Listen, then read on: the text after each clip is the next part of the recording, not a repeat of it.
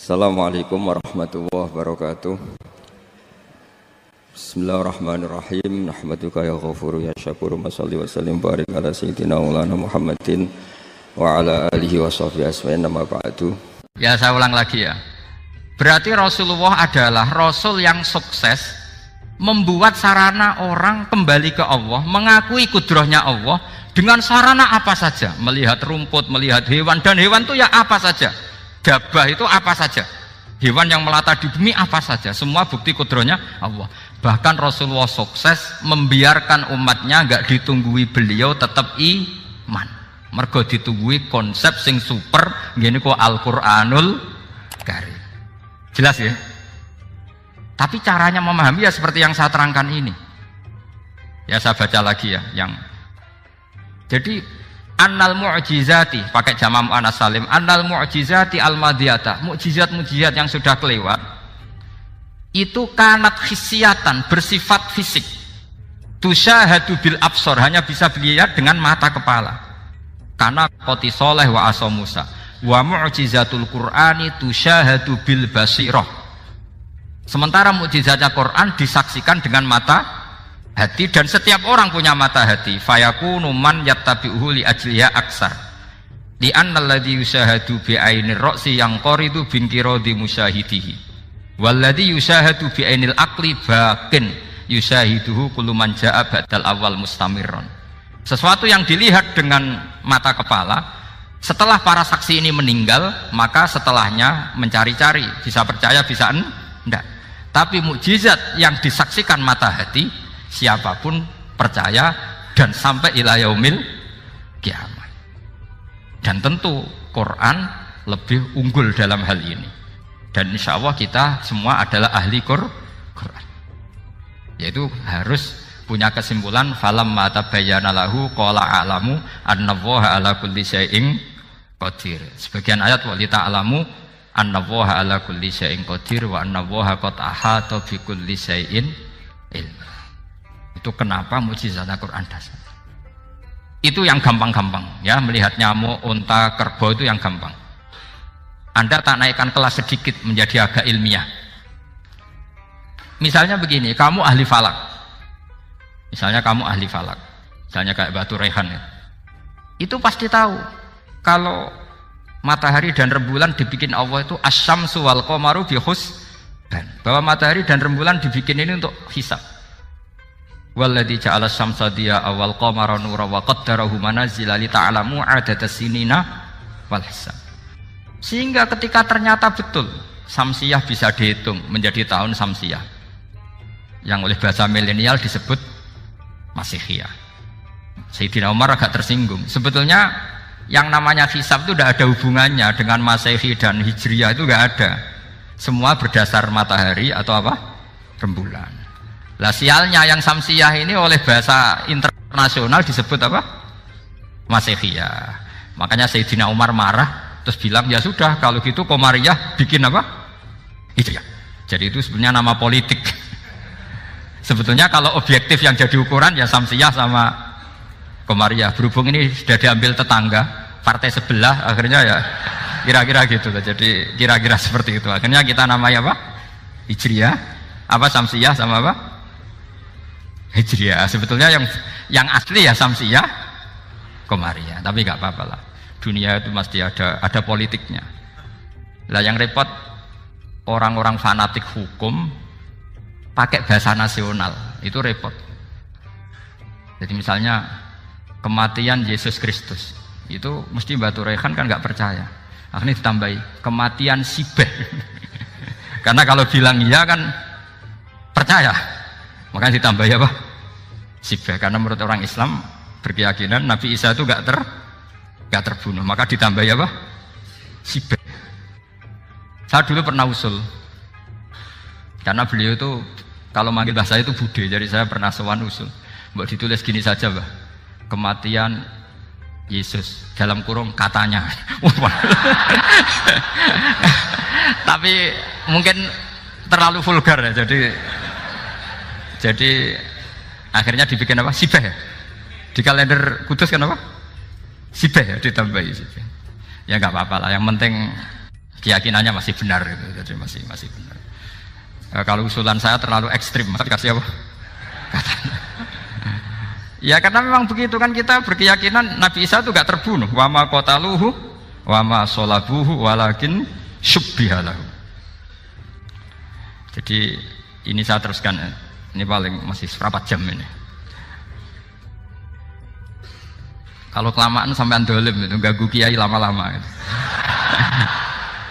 Saya tadi sudah bilang sama panitia, orang Indonesia itu gak sopan. Kalau suka kiai itu didatangkan, itu agak masalah sebetulnya. Dalam etika itu masalah. Kalau seneng kiai ya sowan ngaji, jangan sowan di dalam, itu ganggu ya, sowan ngaji saja. Dulu Imam Malik itu anaknya raja itu, Imam Malik itu seangkatan dengan Harun Ar-Rasyid. Makanya jangan berharap kalau saya gampang diundang. Bukan karena saya sombong, memang etikanya seperti itu. Jadi Imam Malik diminta datang ke istana untuk ngajar anak-anaknya Harun apa? Ar-Rasyid. Masyhur Imam Malik tersinggung terus kata bang, al ilmu yu'ta la ya'ti. Ilmu itu disowani bukan sowan. Akhirnya Harun Ar-Rasyid minta anak-anaknya datang ngaji ke Imam Malik. Itu anak presiden. Imam Malik berani. Al ilmu yu'ta la ya'ti. Tapi kalian beruntung karena saya hormat sama mbah-mbah saya di sini. Wong makom buyut saya itu ya berarti apa ya? Selatannya makamnya Sayyid Ja'far Shadiq itu di situ kan ada makamnya Mbah Soleh, Mbah Maksum, itu mbah-mbah saya.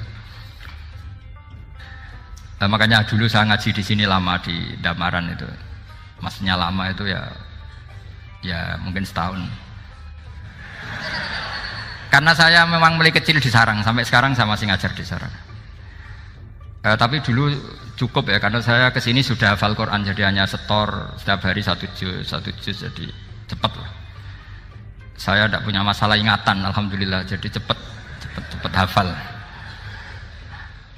Saya terangkan lagi ya, ini penting ya, masalah mukjizatnya Quran. Selama ini orang tuh mau bilang tok, mukjizatnya Quran itu dahsyat, tapi nggak bisa menerangkan, itu masalah. Makanya kita harus bisa menerangkan mukjizatnya Al-Quran dahsyat itu apanya. Yaitu tadi, tongkatnya Nabi Musa hanya disaksikan oleh orang yang di era itu. Toh tujuannya mukjizat adalah diakui kemudian orang menjadi iman. Lalu Rasulullah SAW beliau sudah intaqala ila rafiqil a'la. Tapi konsepnya Quran menjadikan orang yang nggak ditunggui beliau tetap iman ila yaumil kiamah. Itu yang maksud fa'arju an aku na aktsarahum tabi'an yaumal kiamah. Mukjizat saya itu cukup Quran kata Nabi, dan dengan mukjizat itu orang akan iman ila yaumil kiamah. Caranya seperti ini. Karena tadi sedahsyat-dahsyatnya mukjizat, tujuan utama orang terdikte supaya ikror ngakui kudrohnya Allah. Lah ngono kok ngenteni tongkat sakti lah opo? Cukup deloknya. Paham nggih? Jelas ya? Alhamdulillah, mau naik kelas ini sudah benar ini sudah benar. Terus kedua begini, kedahsyatan Quran lagi. Quran itu bisa merunut, mentartibkan logika. Bahkan logika ini logika yang universal. Siapa saja merasakan logika itu. Misalnya begini. Dulu orang kafir itu punya Tuhan banyak. Tentu yang dipertuhankan ya mana? Yang dipertuhankan itu banyak. Karena pikiran mereka urusan banyak, problem banyak, ya Tuhannya harus banyak. Ada BPKB 3D-kan, istri cerewet, macam-macam lah, itu kan problemnya banyak, maka Tuhannya harus banyak. Karena Tuhan itu maknanya penyelesai masalah. Sehingga kalau masalahnya banyak, Tuhan harus banyak. Ketika Rasulullah membawa konsep satu Tuhan, mereka janggal.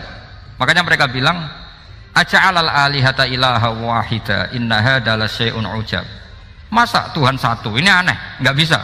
Tuhan harus banyak, karena masalah kita banyak. Itu terpatri, di otak mereka terpatri. Lalu Nabi dengan santai diajari Allah menerangkan. Andaikan kalian punya majikan banyak dan perintahnya beda-beda, kamu suka enggak? Ya enggak suka, mat, enggak enak. Punya majikan banyak itu udah enak. Milih mana majikan banyak sama satu? Satu aja, mat. Tuhan kamu adalah majikan kamu. Kalau banyak kamu bingung. Ya mat, satu aja mat. Itu segampang itu.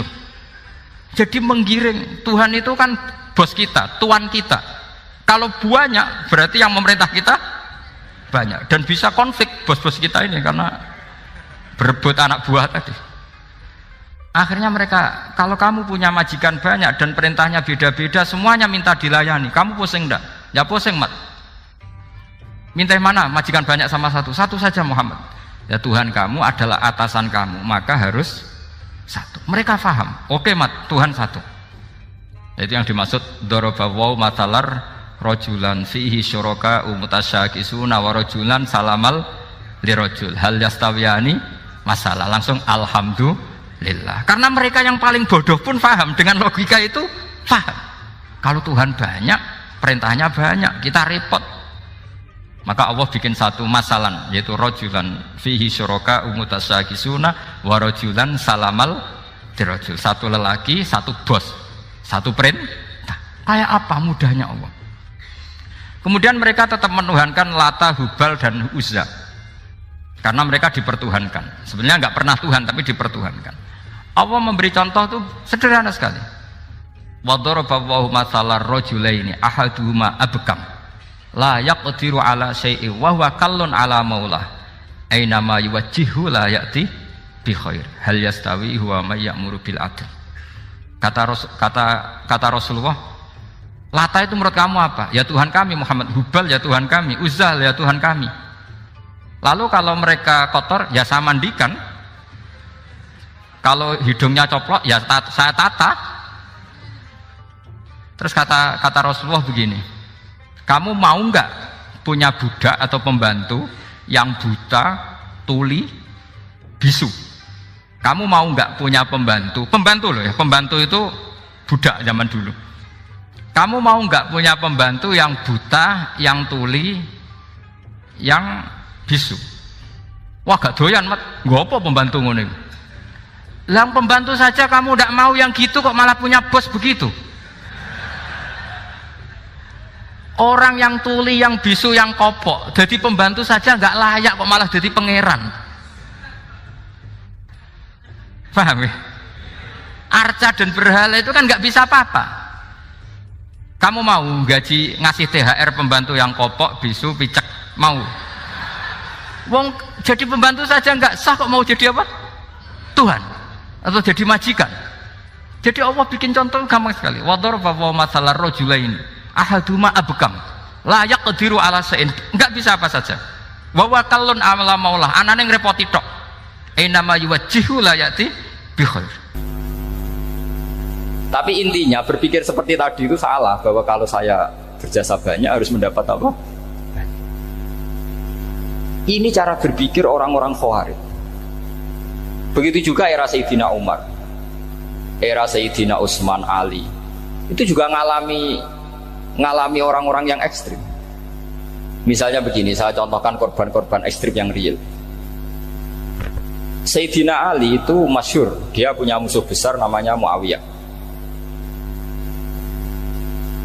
Karena permusuhan ini tidak bisa dihindari. Jadi kalau dalam fikih Islam ini anak-anak saya ajari fikih. Kalau orang mukmin membunuh orang mukmin itu hukumnya dosa besar apa kecil? Besar. Itu di bab kisos. Tapi orang fikih itu unik. Di fikih itu ada kitabus siyal namanya. Di takrib ada kitabus siyal. Dan di situ ada penjelasan mangkutila duna mali fahuwa syahid. Orang yang dibunuh karena membela hartanya atau keluarganya, itu dia mati syahid. Kalau dia posisi membunuh, maka malingnya atau penjahatnya muhaddarun damu, nggak punya hak nuntut kisos karena dia anggap nggak ada artinya darah. Nah sekarang begini, suatu saat ada garong ke rumah Anda, ingin membunuh Anda karena ingin mengambil harta Anda. Anda ingin ingat status mukminnya atau status garongnya. Terus kamu mau dibunuh diam aja, saya tidak mau membunuh orang apa? Mukmin atau membunuh orang muslim. Nah, kesulitan yang dialami Sayyidina Ali seperti itu. Orang-orang Khawarij cara berpikir enggak, Ali ku geblek, wong mukmin kok pengen mateni wong mukmin. Muawiyah yo geblek pisan, wong mukmin kok pengen mateni orang mukmin. Padahal suasana sudah kacau. Ketika seorang penjahat mau membunuh yang punya rumah dan yang punya rumah ingin membunuh penjahat, itu namanya mukmin bentrok sama orang mukmin. Apa orang benar sahibul hak ingin mempertahankan haknya? Tidak sampai saya tanya. Itu sohibul hak, yaitu yang punya rumah ingin mempertahankan haknya. Meskipun dalam duel ini kadang terjadi pembunuhan. Nah di sini ini ya, ulama ahli sunnah menyebut masalah istihadiyah. Kelompoknya Sayyidina Ali mempertahankan nyawanya meskipun dengan cara membunuh pasukan Muawiyah. Pasukan Muawiyah juga mempertahankan nyawanya meskipun harus membunuh pasukan Ali. Zaman itu susahnya istihad seperti itu. Tapi orang Khawarij cara berpikir enggak, ini biang keladi masalah itu Ali sama Muawiyah. Akhirnya mereka malah rapat, ya sudah dua-duanya bunuh saja. Ya masyhur itu, akhirnya Sayyidina Ali dibunuh oleh orang Khawarij. Makanya ini penting ya, pentingnya ngaji seperti ini. Jadi kamu harus dilatih berpikir nubuwah. Ya dilatih berpikir apa? Nubuwah, disebut al ulama warasatul. Meskipun dengan cara yang ekstrim, tapi pikirannya saja, jangan perilakunya. Saya punya contoh sekian kasus, sekian tragedi. Misalnya begini. Saya itu dulu punya teman, dia soleh, bisa baca Fathul Mu'in. Dia itu janggal, bilang sama saya, Gus, tidak biasanya Rasulullah itu agak-agak nyindir orang fakir. Ini kok ada hadis kadal fakru ayakuna kufur, bahwa kefakiran itu mendekati apa? Kekufuran. Dia itu aneh sekali. Biasanya tidak biasanya Rasulullah kritik seperti itu. Walhasil ini singkat cerita, anak ini ngalami satu trauma. Dia itu miskin. Gara-gara miskin gitu jadi burunya orang non muslim. Dan sering disuruh nganter majikannya itu ke tempat-tempat lokalisasi. Dia mulai mikir, ini gara-gara fakir saya harus nganter orang ke lokalisasi. Mulai ingat dia, sedekah Rasulullah, ini gara-gara fakir saya jadi pengantar orang ke lokalisasi. Suatu saat majikannya itu benar-benar bangkrut, malah tidak disuruh nganter. Pokoknya carikan yang cantik bawa sini. Pusing, waduh. Nah, dia akhirnya walhasil lari terus keluar. Terus dia cerita betapa ekstrimnya fakir, sehingga gara-gara fakir saya harus jadi penolong orang yang mau apa maksiat. Anda boleh berpikir ekstrim, tapi ekstrim dalam melawan kemungkaran, yaitu tadi, saya nggak boleh jadi fakir. Tapi takutnya fakir yang nanti jadi alat kemaksiatan. Imam Ghazali juga punya contoh seperti itu. Imam Ghazali pernah marah besar ketika tren di Baghdad itu orang belajar fikih semua. Hatta la yakuna thamma tabibun illa min ahli dhimmah, kata beliau. Sampai di Baghdad itu tidak ada dokter kecuali orang kafir dhimmah. Akhirnya kalau ada ulama sakit, saya masih ingat pas kecil, kalau ada ulama sakit itu tidak boleh dibawa ke rumah sakit. Takutnya ketemu dokter muslim, non muslim malah disuntik langsung apa? Mati. Akhirnya ulama saat itu berfatwa, orang Islam harus ada yang jadi dokter. Banyaklah gus-gus yang sekolah ke dokter. Yang masyhur seperti Sahal bin Abdul Fattah. Itu dulu putranya Ki Fatah yang menolong Mbah Mahfud saat sembunyi. Saking idolakannya Basal, anaknya dinamakan Sahal, tapi dia jadi dokter spesialis bedah. Begitu seterusnya urusan negara. Dulu itu orang jabat itu tidak boleh, karena jabat itu dekat dengan syubhat, dekat dengan haram. Tapi gara-gara pejabatnya non muslim, kalau bikin aturan ya ala non muslim. Ulama akhirnya sadar, andikan kita yang jabat pasti tidak seperti itu. Bisa bikin perda ini, bisa bikin pelaturan begini yang menguntungkan Islam. Nah, jadilah banyak pejabat yang sekarang muslim. Tempat-tempat maksiat diobrak-abrik sama Satpol PP macam-macam. Kita untung. Tapi kalau orang-orang Khawarij pikirannya pokoknya pejabat itu dekat dengan haram, dekat dengan syubhat. Padahal dengan kita jabat bisa bikin perda atau apa yang menguntungkan Islam. Kemudian menjadi masalah baru secara fikih. Ini adik-adik dengerin biar kulino senam fikih. Kalau caleg soleh, misalnya Mas Nadif nyaleng, ini tadi tak guyoni, mau jadi bupati ndak, kalau ya mau usah dukung. Jadi misalnya gini ya, Zaid sama Bakar, misalnya Bakar itu orang soleh, mau jadi calon lurah. Dia tahu kalau dia lurahnya kampung lebih baik. Kalau yang jadi ini Zaid, itu kampung itu rusak karena dia suka dugem, suka macam-macam. Kemudian Zaid ini pasti jadi karena beli suara. Misalnya per kepala itu dibeli 50.000. Bakar ini kalau nggak beli suara kalah. Padahal dengan kalahnya Bakar artinya kemenangan kemungkaran. Itu zaman era Fathul Mu'in, muridnya Ibnu Hajar Al-Hitami. Ibnu Hajar muridnya Abu Zakaria Al-Ansari itu fatwa. Yang soleh ini wajib beli suara, bukan boleh, wajib beli suara. Nah, tapi ini namanya tidak nyuap, perlu dicatat, ini namanya tidak nyuap. Jadi tidak bisa kamu kaitkan misalnya ar-rosi wal murtasi finnar. Yang nyuap maupun yang menerima suap adalah sama-sama di neraka. Tidak bisa seperti itu, karena logikanya dibalik. Sekarang Bakar ini beli suara itu untuk membeli kebenaran, untuk mengawal kebenaran. Zaid beli suara untuk menopang kebatilan. Berarti namanya Bakar ini penyuap atau pembeli kebenaran? Pembeli kebenaran. Ya, harus dibedakan. Nah, ini pentingnya ulama. Memang nyatanya seperti itu. Yang dikatakan nyuap, riswah itu adalah membayar uang li'ibtolil haqqi, untuk membatalkan kebenaran atau membenarkan kebatilan, itu namanya nyuap. Tapi kalau mengeluarkan uang untuk menghakkan barang hak dan membatalkan barang batil, itu namanya uang perjuangan. Nah, ini pentingnya mikir. Jadi ulama itu mulai dulu sudah berarti. Nah, sekarang sudah banyak orang-orang khusyuk yang biasa di masjid khusyuk. Kalau ditanya zaman akhir rusak kabeh, wong soleh-soleh wis nyuap. Kalau orang soleh ini tidak nyuap ya tidak jadi. Kalau nggak jadi mereka nggak ada yang jadi DPR, nggak ada partai Islam, habis malah Indonesia. Saya itu punya kenalan banyak pakar-pakar di Jakarta, itu cerita saya, Pak Bahar. Indonesia itu solusinya gampang. Kita ini punya Bali, punya Batam. Itu kalau Bali dimakaukan, Batam dikayakan Hollywood.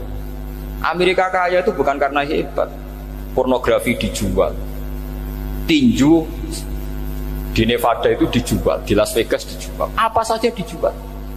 Kok tidak kaya itu gimana? Sementara Indonesia mau aur-auran gitu, sungkan partai Islam.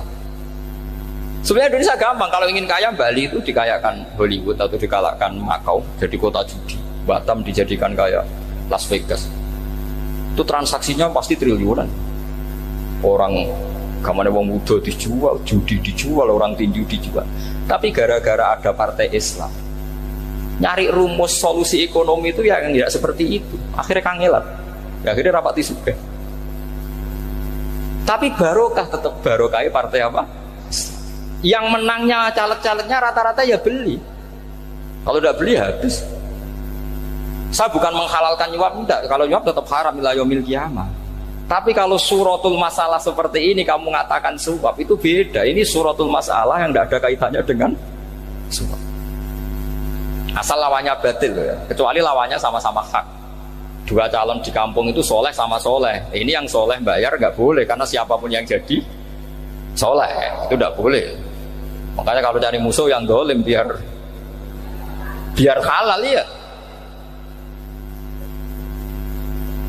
Iya, saya pernah ditanya seorang dosen, Gus, saya ini kalau baca sejarah perang Badar atau perang Uhud, yang saya tidak nerima itu satu.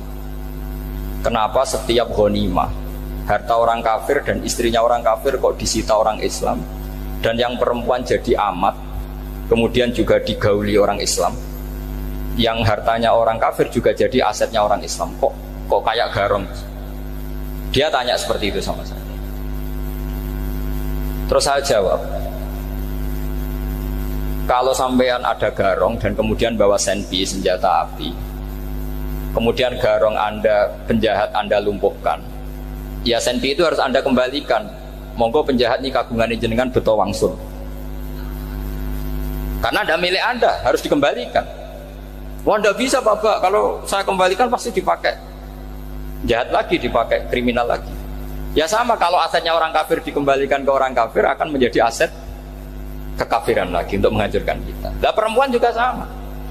Perempuan itu alat produksi.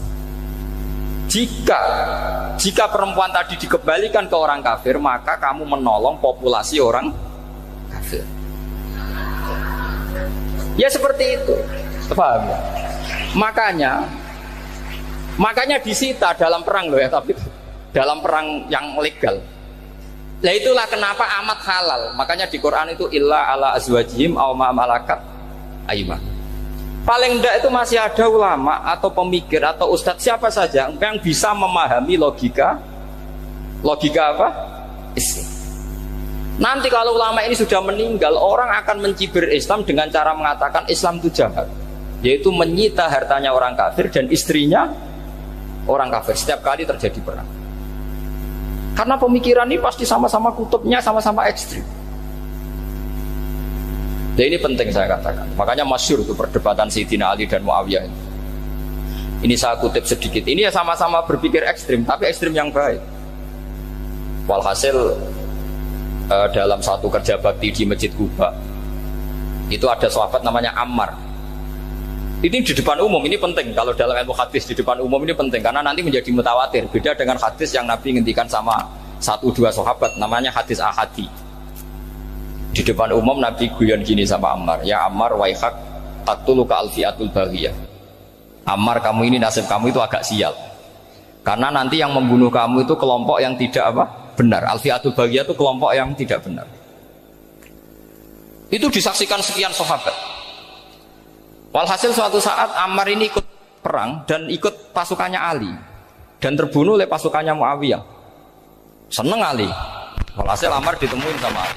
Ya Muawiyah, al-ana dhuhara bi anna fi'ati haqqun wa fi'ataka baghiyah. Sekarang kelihatan siapa yang benar. Saya yang benar, kamu yang salah. Kenapa? Karena Ammar kelompokku dan terbunuh oleh kelompok kamu. Padahal kata Rasulullah yang membunuh Ammar adalah kelompok yang salah. Tapi Muawiyah pintar sekali, dia jawabnya gini, laula kama kutila Ammar. Ammar terbunuh karena bela-belain kamu. Kalau kamu tidak nyuruh dia perang juga gak terbunuh kan. Jadi kamu ikut andil terbunuhnya siapa? Ammar. Tapi apa kata Sayyidina Ali? Idzan qatala Rasulullah Hamzah. Kalau teori itu Anda pakai, Rasulullah pun membunuh Hamzah. Sekarang Hamzah perang karena suruhan siapa? Rasulullah. Yang membunuh Hamzah siapa? Wahsy. Kalau teori itu Anda pakai, berarti Rasulullah pun membunuh Hamzah. Terus fasa kata Muawiyah, Muawiyah diam. Jadi fikih pun tuh diputuskan lewat pikiran ekstrim, tapi bukan ekstrim yang merugikan orang lain. Ya, kalau merugikan orang lain namanya sudah la darara wa la dirar, dia menyalahi aturan itu. Makanya saya pernah ngaji di sini dulu ketika tahun kemarin. Fikih-fikih Islam itu punya rumus, itu ya gara-gara pikiran ekstrim sebetulnya. Saya pernah nyontohkan adalah orang tuh kalau sholat jenazah itu mayitnya di depan. Itu ulama fikih tidak ada yang punya alasan. Mau hanya bilang gini, hakadha wajadna salafan wa khulafan. Mulai dulu kalau nyolati mayit ya jenazahnya di depan. Ya hanya gitu saja, tidak punya alasan. Makanya ulama lain mengatakan tidak apa-apa jenazah di belakang, yang sholat di depan. Kenapa? Fa innaha laysat bimanzilatil imam. Memangnya jenazah imam kok harus di depan? Itu ya tidak ada yang bisa bantah. Bagaimana mungkin harus di depan? Oh enggak, imam kok harus. Yang harus di depan itu imam, jenazah itu imam apa enggak? Enggak. Terus alasan kedua, sholat ghaib. Kalau ada orang mati di Surabaya, Mas Nadib di sini, sholat ghaib boleh enggak? Boleh. Jenazahnya di depan apa belakang? Di belakang kan? Berarti harus enggak jenazah di depan? Ya dia mau ngakeh yang jelas kalau itu. Lah ini contoh-contoh kecil. Nah orang Khawarij itu orang yang paling tidak mau menerima otak-atik seperti itu. Akhirnya jadi goblok bareng tadi. Ya makanya Rasulullah pun jadi korbannya Khawarij. Muhammad, kamu harus adil. Karena pikiran mereka adil itu yang memberi banyak ya dapat banyak. Kalau pikiran nubuah tidak seperti itu. Kalau yang biasa memberi, biasa heroik, biasa baik ya biar tetap biasa memberi. Jangan dilatih jadi apa? Fasih. Ini mungkin adik-adik juga agak keberatan, tapi harus dilatih. Makanya saya itu jadi kiai itu ya mulai kecil, anaknya kiai, putu kiai, saya itu yang mulang itu senang. Saya tidak pernah terlintas dikasih santri atau dihormati ya enggak. Mungkin sampai mati agak terlintas. Ya pikiran saya sederhana. Biasa mulang pahlawan, malah sekarang pasien itu malah kayak cemen, kayak turun kelas gitu. Jadi saya terus ya enggak kepikiran sama sekali. Loh kalau saya minta sama Allah, karena itu atasan saya. Makanya ada ulama yang ekstrim gini, ini kisah nyata. Ada ulama alim datang ke seorang raja, rajanya ini soleh padahal. Ternyata pas raja itu berdoa, ya Allah saya kasih ini, kasih ini. Padahal ulama tadi itu mau mengajukan proposal, mau minta apa gitu. Terus dia pulang, ketika ditanya, Pak Kiai kenapa pulang? Ternyata raja itu minta zat yang sama yang saya mintai. Kalau raja saja masih minta, ngapain saya minta raja? Saya akan minta zat yang dimintai raja. Terus pulang dia. Wah itu ya pikiran ekstrim, tapi bagus ekstrimnya. Saya akan minta zat yang dimintai raja. Kalau sampean kan enggak, uteke saya les, sholat dinteni, tetap jalo. Oh, kok orang mikir seperti itu. Mang wis salah didik, salah itu tadi. Nah, ini harus dilatih. Masyhur itu ketika Nabi pas Fathu Makkah itu, orang-orang Ansor komentari Nabi gini, ketika Nabi sangat happy di Mekah, sangat enjoy di Mekah, kata orang-orang Ansor, amar rojul fa'adroka durok fatun fi ahli wa ulfatun fi asyiroti. Namanya orang pasti happy kalau di kampung halaman. Jangan-jangan Rasulullah itu nanti hidup di Mekah lagi, karena Mekah sudah dikuasai orang Islam. Beliau pasti kangen sama keluarga, sama Mekah. Tapi ya sama, ketika Rasulullah mulai mengasih-ngasih itu, orang-orang Quraisy dikasih banyak, orang Ansor juga pikirannya seperti itu. Baru orang Ansor dilatih pikiran nubuwah, yaitu tadi. Mereka itu dapat kambing, dapat sapi, terus pulang. Kamu mendapat saya, milih mana? Milih Rasulullah Shallallahu Alaihi Wasallam. Sekarang kamu saya balik. Kamu punya kiai, kamu bisa memberi hadiah, memberi beliau. Suatu saat kiai Anda ini kaya raya, terus sering ngasih orang-orang yang nggak pernah berjasa. Kamu nggak pernah dikasih.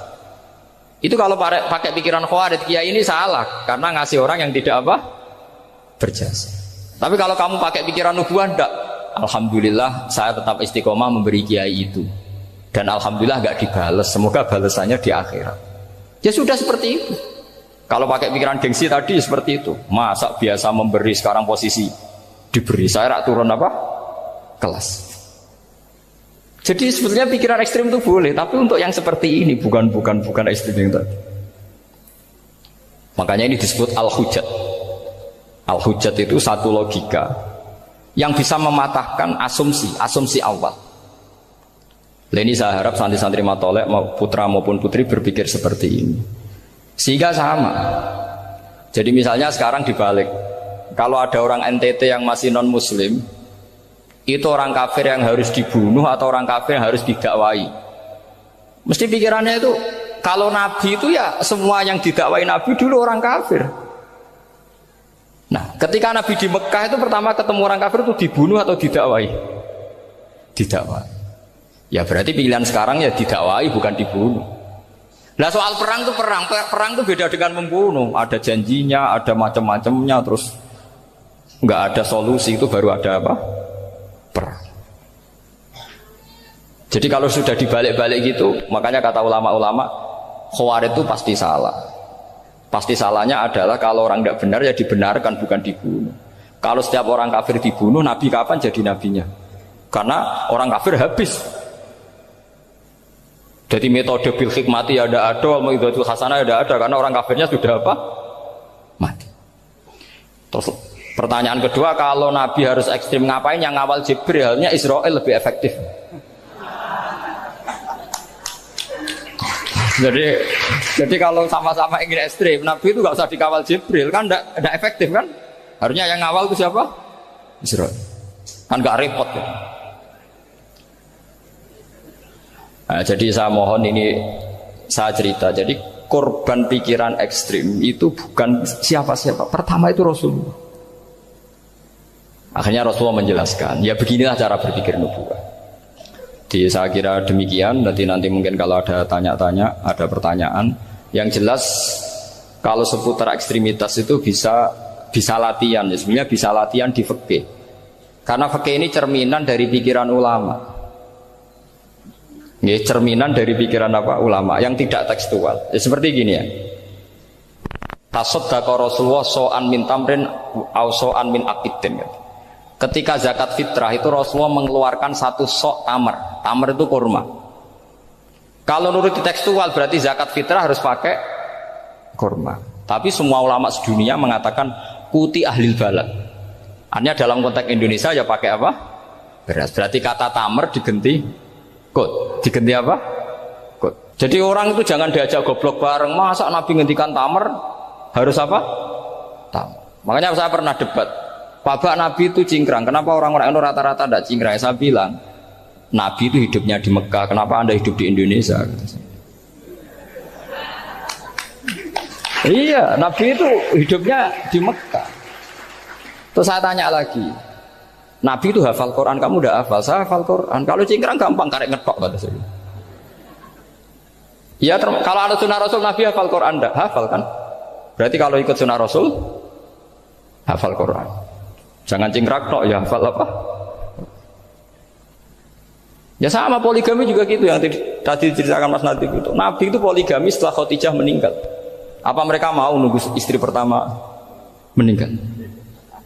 Kalau ingin persis loh, kalau ingin persis nunggu istri pertama meninggal. Iya.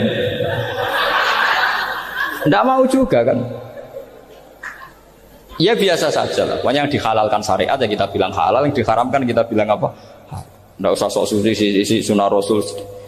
Saya punya banyak cerita. Abu Bakar itu dulu sering menghindari sunnah Rasul. Dulu Rasulullah itu kalau ada orang minta ya dikasih. Ketika era Abu Bakar bikin Baitul Mal. Ketika ditanya ini zaman Rasulullah tidak ada, kata Abu Bakar, huwa Rasulullah, beliau itu Rasulullah. Mau nggak dimanage ya negara tertib. Umar bikin pasukan itu diangkat negara. Kalau dulu zaman Nabi yang ikut perang bahaya, yang tidak perang namanya munafik. Era Umar tidak, militer itu ditunjuk, dia digaji pakai Diwanul Murtaziko. Ketika ditanya kenapa tidak kayak Rasulullah, huwa Rasulullah, mau tidak tertib pun tetap negara stabil, karena ada karismanya. Jadi kadang-kadang dalam banyak hal itu kita malah tidak boleh persis Rasulullah karena kadang banyak khususnya. Yaitu contoh yang paling masyhur di fikih ya kayak Nabi itu nikah 9 itu khususnya. Dalam strategi juga sama. Dalam strategi memanage negara juga sama. Banyak sahabat yang punya ide yang zaman Nabi itu tidak ada. Ketika ditanya kenapa tidak persis Nabi, katanya huwa Rasulullah. Ya Rasulullah itu meskipun seperti itu, meskipun tidak tertib secara rasional, tetap dikawal wahyu. Makanya negara baik-baik saja. Kalau saya ini hanya Abu Bakar, kalau tidak ya repot. Umar ya sama, bikin Diwanul Murtazikah. Utsman juga sama, di-manage negara. Sayyidina Ali juga di-manage. Kalau Nabi enggak. Tapi tidak apa-apa karena ada karisma. Sampai tak cerita nih, masalah zakat yang masyhur. Orang paling bakhil sekalipun, paling kikir sekalipun itu zaman Rasulullah bayar zakat. Karena pikirannya setelah zakat dikasihkan, Rasulullah mendoakan. Khudh min amwalihim shadaqatan tutahhiruhum wa tuzakkihim biha wa sholli alaihim. Inna sholataka sakanul lahum. Era Abu Bakar enggak. Sorry ya Abu Bakar, dulu kita zakat sama Rasulullah karena didoakan beliau. Kamu hanya Abu Bakar, saya tidak mau zakat.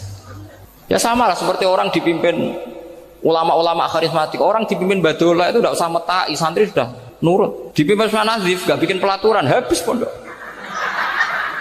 Kalau tidak ngancam, gak gini, ditakzir, gak gini, habis. Zaman Badola dehem tok santri wedi. Mas Nazif dehem enggak.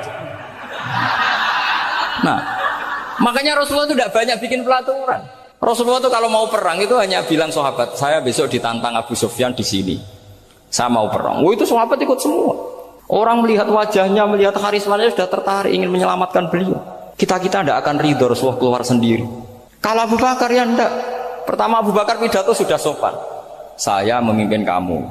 Ini qatwul litu walastu bi khairikum. Saya ini memimpin kamu, tapi bukan berarti saya yang terbaik. Jika saya benar maka dukunglah. Kalau salah ingatkan. Itu pertama orang-orang bilang apa? Fawwah la uqiman naka bisayf. Nanti kalau Anda salah tak ingatkan pakai pedang. Ya karena hanya Abu Bakar bukan Rasul. Jika diaturlah ini ada militer, ada pengawal, ada Baitul Mal. Era Umar lebih modern lagi, ada Diwanul Murtazikoh, ada macam-macam. Ya Rasulullah nggak ada.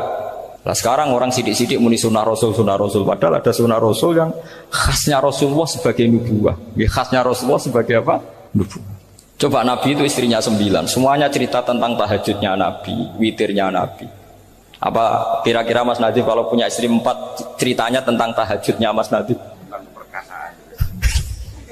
Kan enggak. Nah, jadi saya mohon, sebetulnya pikiran-pikiran ekstrim itu karena enggak mau belajar. Enggak mau belajar. Kalau mau belajar itu kata Imam Ghazali itu dalam kitab Imla, Al-Imla fi Iskalatil Ifya itu. Fal ma'ani awsa'u minal ibarat. Yang namanya ma'ani itu awsa'u apa? Minal ibarat. Jadi yang fal ma'ani awsa'u minal ibarat.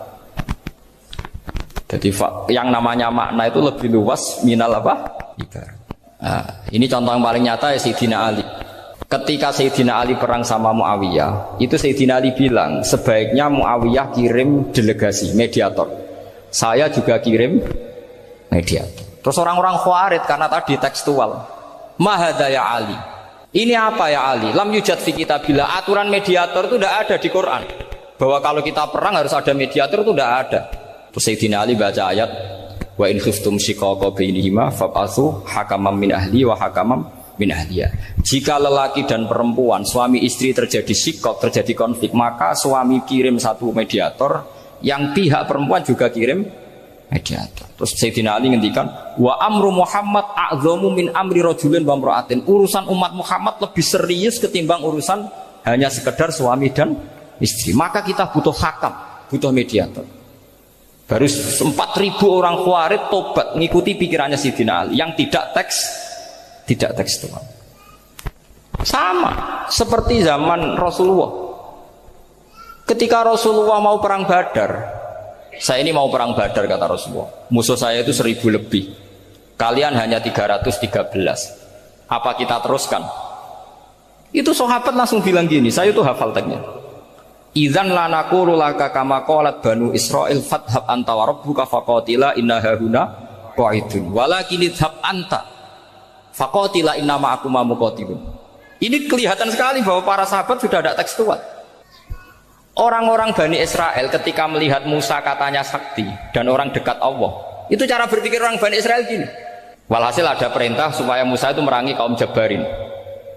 Orang Jabarin ini gagah-gagah, pikirannya orang Bani Israel, Musa kami itu sakti dekat Allah, ya sudahlah sama Allah saja sana, tak tunggu di rumah kabarnya. Itu kan sama dengan santri Ismedit, roh kiai ini juga, kiai aku juga, serasa tak pikir kan seperti itu. Ya sama seperti itu. Nabi ku kekasih Allah, mesti perang menang. Serasa tak ewangi mesti menangis. Fadhab anta wa rabbuka faqatila inna hahuna qa'idun. Ya sudah, kamu berangkat saja sama Tuhan, tak tunggu di rumah. Tapi apa kata para sahabat Ansor ketika Nabi minta supaya mereka dukung di perang Badar? Langsung bilang, idzan la naqulu laka kama qalat banu Israil. Kita tidak akan bermental kayak Bani Israil. Ini tekstual apa enggak? Mereka punya mafhum, punya pikiran. Cara Mas Nadi punya kreatif bahwa ini mental yang bejat, kita tidak akan meniru seperti itu. Itu sahabat. Jadi dulu sahabat itu makna di Quran juga ada tekstual. Jadi bisa memahami. Nah sekarang orang memaksa semuanya harus tekstual. Ya meskipun tadi jangan terlalu liar terus menjadi liberal. Tapi saya tidak tahu kalau contohnya Mas Nadi tadi pakai kondom, sistem kondom tidak tahu. Itu pikirannya Jil apa Mas Nadi tidak tahu saya. Itu tidak tahu. Kok sampai sembeling itu saya tidak tahu. Kok lagi juga kalau tidak bisa nyontohkan yang di luar itu, saya itu ya tidak tahu. Mulai dulu ilmunya seperti itu terus gitu. Ya tidak tahu lagi. Jadi mulai dulu zaman Nabi pun itu sudah ada pikiran-pikiran seperti itu. Jadi tekstual atau harfiah itu ya enggak.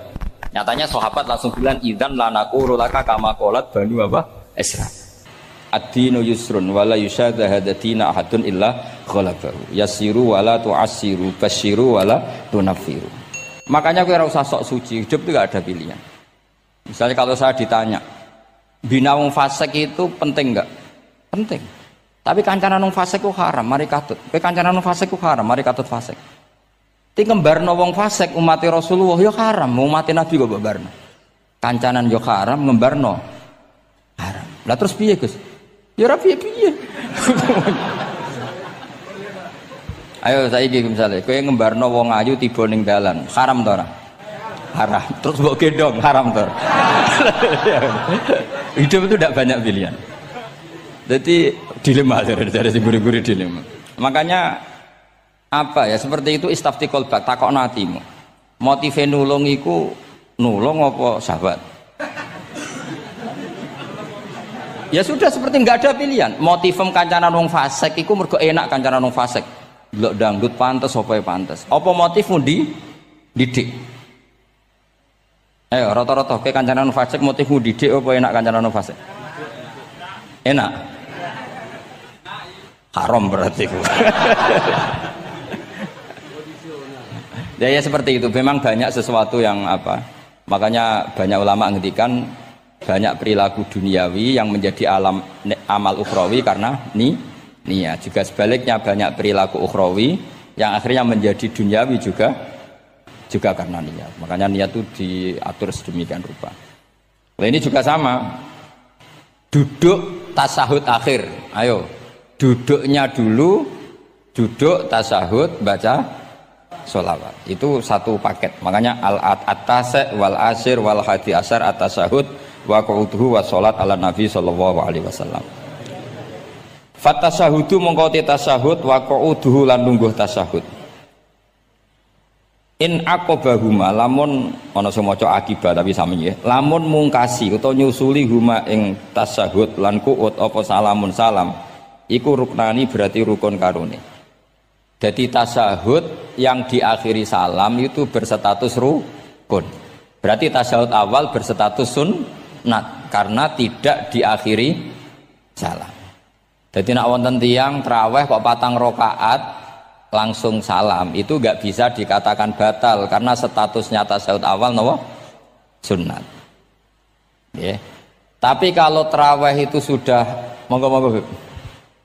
Kalau traweh itu sudah menjadi alamiah, jadi biasanya ulama berdebatnya begini, ini dengerinnya. Kata taraweh itu alamiah apa implementasi dari Qiyamul Lail? Ayo jawab. Traweh itu alamiah apa implementasi dari Qiyamul Ramadan? Kalau kamu katakan Qiyamul Ramadan, maka ada orang traweh langsung 4 rakaat tanpa tasyahud awal, harus kamu katakan sah karena tasyahud awal berstatus sunnat. Tadi kan dikatakan tasyahud yang wajib itu yang diakhiri salam, berarti tasyahud awal sunnat. Di mana-mana kalau sunat boleh ditinggalkan. Okay. Tapi ada ulama yang agak ekstrim mengatakan begini cara berpikir, tarawih itu alamiah. Alamiah artinya yang dikatakan tarawih, yang dikatakan tarawih adalah sholat 2 rakaat dengan 1 salam. Paham ya? Artinya kalau 4 rakaat dengan 1 salam itu namanya tidak tarawih. Paham ya? Makanya seperti itu tuh ya gak usah diperdebatkan. Seperti gini, sampean kalau sholat witir aku yakin akeh sing batal, cuma pangeran maklumi. Aku yakin akeh sing batal tapi pangeran maklumi. Jadi disahno, kenapa sah? Dimaklumi Allah Subhanahu wa taala tadi. Kamu kalau witir kan 2 rakaat dulu. 2 rakaat setelah itu. Sekarang pertanyaan saya, ketika 2 rakaat kowe niat tembi. Wong niate witir kok genep. Ya kan? Apa? Lah pertanyaannya begini, ketika rakaat ini minal witri, kemudian orang ini ternyata enggak nerusno sing sak rakaat. Itu sah sebagai witir apa sholat biasa? Loh, ada nih kaya. Murid temu beling-beling ya. Modelnya itu mau rasa ya. Tapi ya apa kagak zaman akhir ya sampai. Ndak, ketika 2 rakaat itu jenenge sholat witir apa ndak gitu saja pertanyaan. Orang oleh ngeper, jawabnya ngono tok. Ketika 2 rakaat itu witir apa enggak? Tidak. Lah iya bener. Lah iya ikut paket witir. Berarti niatnya sampean gini, ya Allah saya sholat 2 rakaat, ini paket witir loh Gusti. Makanya shollu sunnatan rakaat ini minal witri. Jadi seperti itu kan bingung kita. Nah sekarang begini, ndak ini latihan fikih karena saya pengajar fikih. Kalau ada orang sholat, ya saya ulang lagi ya, ada orang misalnya begini, ada orang sholat terus sarungnya itu pas sampai dengkul, sampai lutut. Kalau dia rukuk pasti jengking pupune ketok. Iku batale ngenteni wis rukuk apa mulai pertama batal? Enggak, jawab saja. Apa? Ketika rukuk apa mulai berdiri sudah batal? Ketika rukuk. Awas eling-eling ya. Ndak ini undian berhadiah. Itu di Asbawan Nadhair itu ada pertanyaan gini. Lalu yang dikatakan sholat itu apa? Yang dikatakan sholat adalah satu aqwalun wa af'alun muftatahatun bitakbir muhtatamatun. Nah, lalu ketika dia rukuk itu batal. Batal yang batal apanya itu Pak? Wong dia belum berbentuk sholat. Berbentuk sholat itu kan kalau sudah absolut sampai salam. Yang batal itu apanya? Wong sholatnya rong kasil lah. Bingung tuh sampai mesti. Jadi makanya pertanyaannya itu apa ya? Fikih itu kadang ya sudah seperti itu memang angel. Makanya kalau kamu melihat perempuan itu Di takrib itu melihat perempuan yang ajnabiyah itu haram kecuali untuk sekian hal, termasuk muamalah. Terus ngopi dia ke muamalah, repot. Sekarang pertanyaannya, kamu ngopi demi melihat apa melihat untuk ngopi? Nggak jawab. Lah anak niatnya ngopi, mestinya kan brewok lah ya di ngopi ini kan gitu. Cek bakule brewok, cek bakule kumisen. Kopi enak. Nah kira-kira agak haram itu mesti begini. Saya sama Habib Ali jalan ke Jakarta terus ngantuk ngopi. Kebetulan bakule ayu insya Allah halal karena orang niat. Nak sampean kan gak apal. Wah sing pojok kono wae. Wah itu mesti haram itu, tak jamin itu. Goblok ngopi kok ning kene ning kono wae. Kalau saya sama Habib Ali enggak. Jadi ya mlaku-mlaku ngantuk ngopi. Kebetulan bakule ayu. Ya terus mungkinnya wong soleh ya cepet ya ini bahaya ini. Nak pas umat soleh ya gitu, kalau nggak pas wah cocok ya. Lah mulai ngomong cocok itu masalah kan. Makanya pertanyaannya itu yang halal itu nazar li taklim apa taklim li nazar? Apa? Nazar, mbok kowe semuni. Jadi itu masalah-masalah fikih memang. Makanya kalau berteman orang fasik itu hati-hati ya. Kalau itu kamu lihat umatur Rasulullah Sallallahu Alaihi Wasallam yang perlu kamu selamatkan, yang perlu kamu bina, jenenge tarbiyatul fasik, membina orang fasik. Tapi kalau kamu memang bermental fasik, ini namanya mualah, berkawan sama orang fasik. Itu hukumnya langsung rubah. Kalau mualah ya haram, kalau tarbiyah sunnat atau bahkan wajib. Lan takok bedane piye Gus? Ya takok awakmu. Ya sudah seperti itu, enggak ada jawabannya sudah. Sengko nang akhirat fa yunabbiukum bima kuntum ta'malun. Sengko apa piyambak sing apa menghisab. Pun kula terusno ya. Wa illa fasunnatani. Wa illam yaqib huma salamun fasunnatani. Terus ini aturan pokok fikih sebenarnya wa kaifa ada jaza. Sebetulnya aturan duduk itu enggak ada. Kamu duduk gaya apa saja itu sah. Wa kaifa ada lan hale kaya apa lungguh sapa wong jaza mengko wenang apa ikilah kuut. Terus tenggene lungguh teng napa? Tasawuf akhir misalnya kue silo ya sah, gaya lungguh apa sah. Meskipun ya rada kurang ajar, mau salat arang-arang wae kok. Tapi secara hukum sah. Jadi misalnya wonten wong desa terus kadang tasawuf akhiru sikile rada mlekang, kadang wis pokoke wa kaifa ada jasa. Jadi pentingnya ngaji ngeten iki paling gak nglahirno husnudzon. Bahwa aturan duduk itu gak ada. Misalnya aja mentang-mentang sampean khusuk lungguhe bener terus nek ana lungguh untuk metintang sithik wah iki gak sah. Gak tau ngaji. Kowe sing ora tau ngaji maca wa kaifa ada jaza. Aneh-aneh. Kowe sing ora tau ngaji wa kaifa ada jaza. Enak ora tau ngaji malah nuduh. Iso wae sing lungguhe ora bener ku wali malah lara kowe. Meskipun agak-agak ya ora. Wali kok lungguhe ngono. Tapi nek misale wali tenan kualat sampean.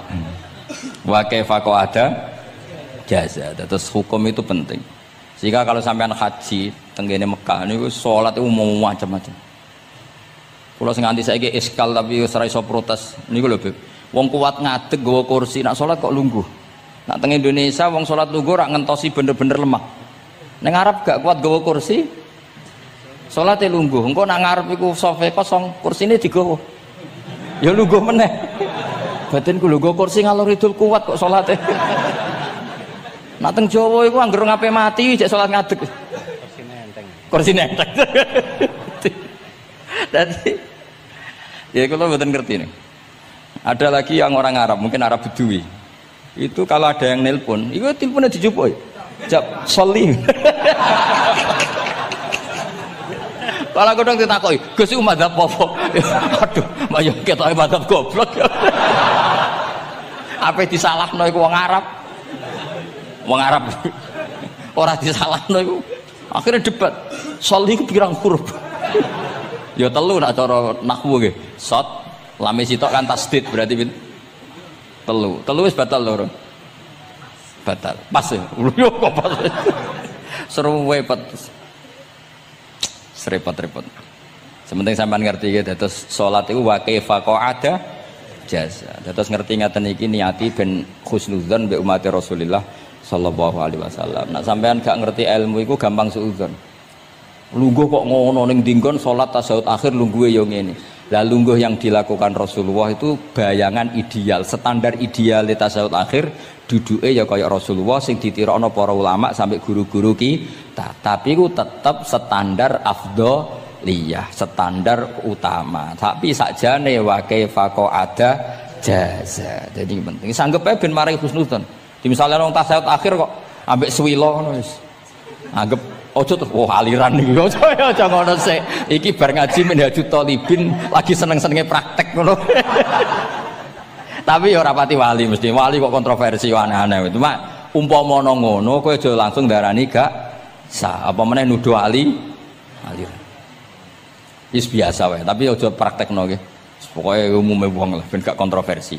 Tapi kalau ngadepi wong liya tetep kita keyakinan wa kaifa ada jaza dengan duduk gaya apa saja sah. Kados sing teng Arab yang gendut lho Beb nak salat kan sikile di slujungno. Mergo jajal tahiyat kados umume tiyang nggih geblek kula nate ora wong gendut nata wetenge kan gak iso. Dadi lungguh sikire to bujur. Lah mergo jajal praktekno guling tenan. Nah niku takbire ya wa kaifa ada jaza. Tapi Pak Ngangan ya ora sopan wong sowan pangeran kok ngono iku terus piye? Lah ya Pak ini baru kayak ngaji gitu terus wong niku ben gampang husnudzon ambek umat Rasulullah sallallahu alaihi wasallam. Mergi kita tuh gak mungkin bayangno donya ideal itu ora mungkin. Kok jeneng roh tiyang tawaf ngono semua macam-macam.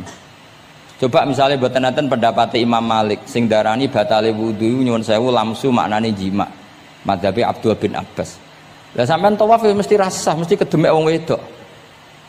Kedemeke wong ayu-ayu, kadang kowe ya gelem tenan. Lha itu satu-satunya solusi kita intikal napa? Mazhab. Oh, tetep ra iso ora kedemek. Wis aku ora ganteng lah tetep kedemek. Niat khusyuk gitu tetep kedemek. Apa meneh awale wis rapati khusyuk. Lho kok iso wong khusyuke kedemek. Kalau nate tawaf pas haji, kalau haji tahun 2012 nomor 13. Bar tawaf Beb niku tok sa'i ku entuk bojone wong ya. Dadi ndekne nyangka aku bojone dicekeli pundakku. Wong kan wong tawaf wong lanang kan ngomong kan dari belakang kan sama semua. Bareng terakhir didelok, lho jebule ora. Piye gitu. Lah aku ya ora krasa lagi usul pangeran coba.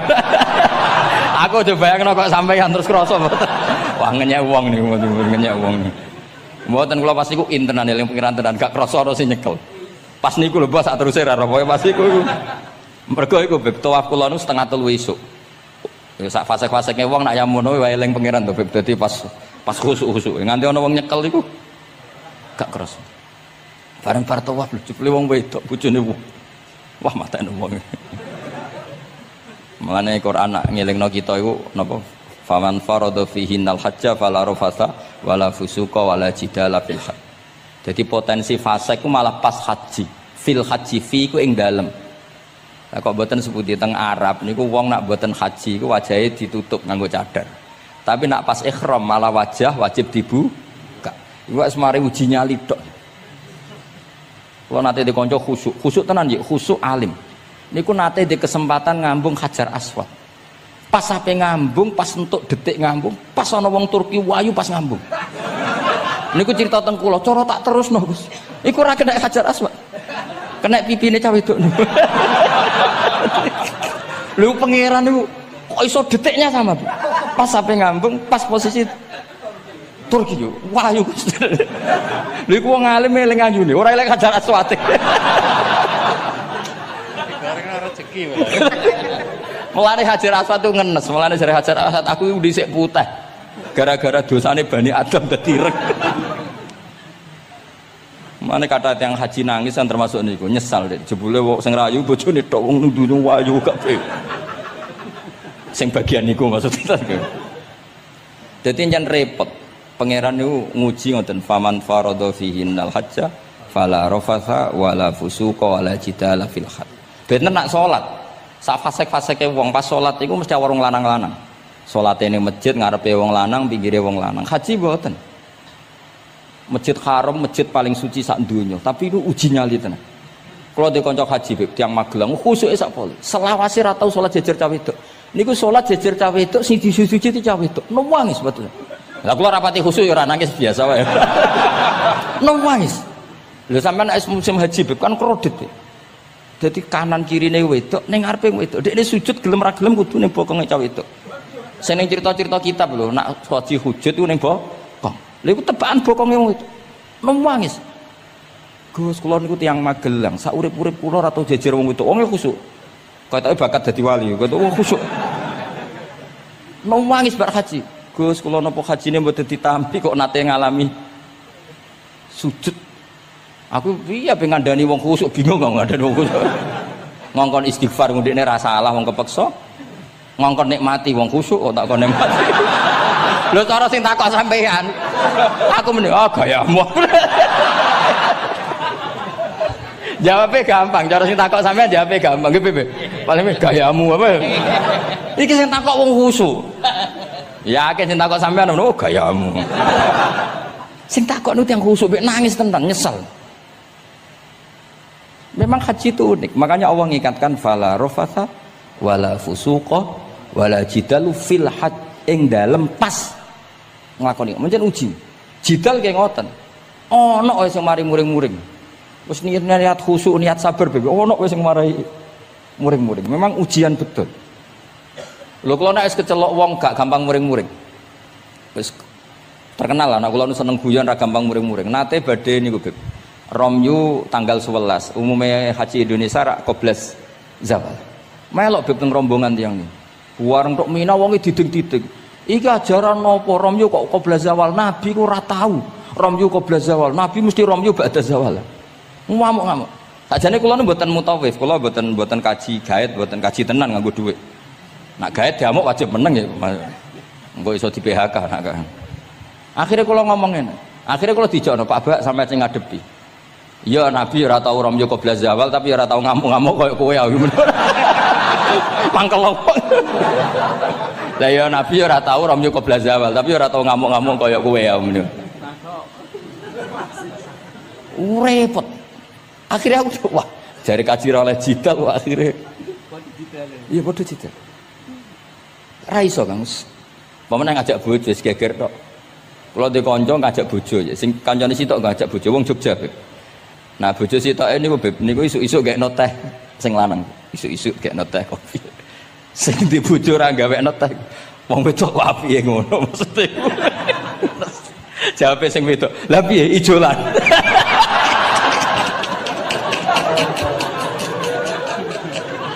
Dadi wong lanang kok kadang spontan ku kan yo kacau. Cah wedok ku cek apike mbek bojone. Piye Mas, ijolan maksudnya. Wis pancen to. Jare amit pas kaji. Ayo sapa sing kaji ora jidal lho ben ora raine. Sing ngene-ngene iki lho. Wong aja ulama aja Habib iku wis gak mlebu kias sing umum-umum ngono. Wes angel. Ono catering terlambat, wah ada saja yang bikin apa? Emosi. Wong kula kaji tak rilek-rilek. Tapi yo sono. Ngono pidato ning Mina ono macam-macam. Ribet. Itu fil khat. Allah memang dari awal memperingatkan potensi maksiat itu justru fil khat ketika musim haji. Pemene wae perkara dam wis macam-macam. Mun kula terusno sing penting kaidah teng salat wa kaifa qa'ada jaz. Kados wingi Imam Rafi'i dawaken salat sujud itu mau cukup watul jabah. Niku nggih guling-gilingan ben gak gampang suudzon mbek tiyang lintu. Nah kita piyambak tidak akan mempraktekkan itu, kita tetap sujud melibatkan 7 anggota. Cuma nak ono sing ngono gak gampang suudzon. Wong bar ngaji minhajud talibin. Dadi ono gunane lah. Wa kaifa qa'ada jaza. Jadi duduk dengan gaya apa saja berstatus sah. Nggih, duduk dengan gaya apa saja berstatus sah. Tapi saya ulang lagi tentu kita tidak mempraktekkan itu. Kita duduk tasahud awal gederekno para guru, tasahud sani gederekno para guru. Cuma status hukum wa kaifa qa'ada jaza. Dengan duduk gaya apa saja sah. Karena kita tidak pernah tahu. Ana wong duduke mingkrang jebule mbok salahno, mbok takokno jebule udunen kan ya ora roh. Salat kok modele ngono ku model apa? Jebule wonge napa? Udunen. Utawa wonge bar digi panjen sikile ra iso ditekuk. Barang mbok amuk. Salat kok ujug-ujug bar gipan lho gipan. Kan tidak pernah tahu, makanya ini butuh perangkat hukum. Jadi wong alim butuh itu khazanah hukum supaya agama ini luas. Ad-dinu yusrun wala yusyadha hadatina ahadun illa ghalabahu. Yasiru wala tu'assiru, basyiru wala tunaffiru. Mun kula terusno. Wa yusannu lan den sunatno fil awali ing dalam tasawuf awal apa al-iftirasu lugo iftiras. Mun sampean ngerti niku. Faya jlisu ala ka'bi yusrahu wa yansibu yumnahu wa yadau atrafa asabihi lil qiblah. Wa fil akhir at-tawarruku wa kal iftiras lakin yukhriju yusrahu min jihati yamini wa yulsiku warikahu bil ardi. Ini ora usah diterangno nggih karena apa?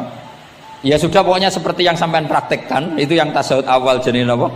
Iftiras, yang tasawuf tsani jenenge tawarruk. Ora usah diterangno malah dimaknani malah bingung sama. Wal asah yaftarisul masbuk wasahi. Nah, meskipun imam itu tasawuf akhir, masbuk tetap bergaya tasawuf awal karena masbuk tidak diakhiri salam karena dia nanti berdiri lagi. Nah, kalau sedikit mau cerita masbuk bahwa agama ini proses. Ya saya ulang lagi, agama ini proses. Dulu para sahabat itu kayak cacilik Kudus, kayak cacilik Indonesia. Jadi dulu para sahabat itu kalau Nabi sudah rakaat ketiga atau rakaat kedua, niku takbir terus sholatnya digebut. Digebut, wis kayak cacilik-cilik kita cilik kan orang imam wis rakaat ketiga kayak takbir ngebut. Nah, engko bar ngebut nganti bar. Jadi imam rakaat ketiga kita tahu-tahu rakaat ketiga mergo nyelip.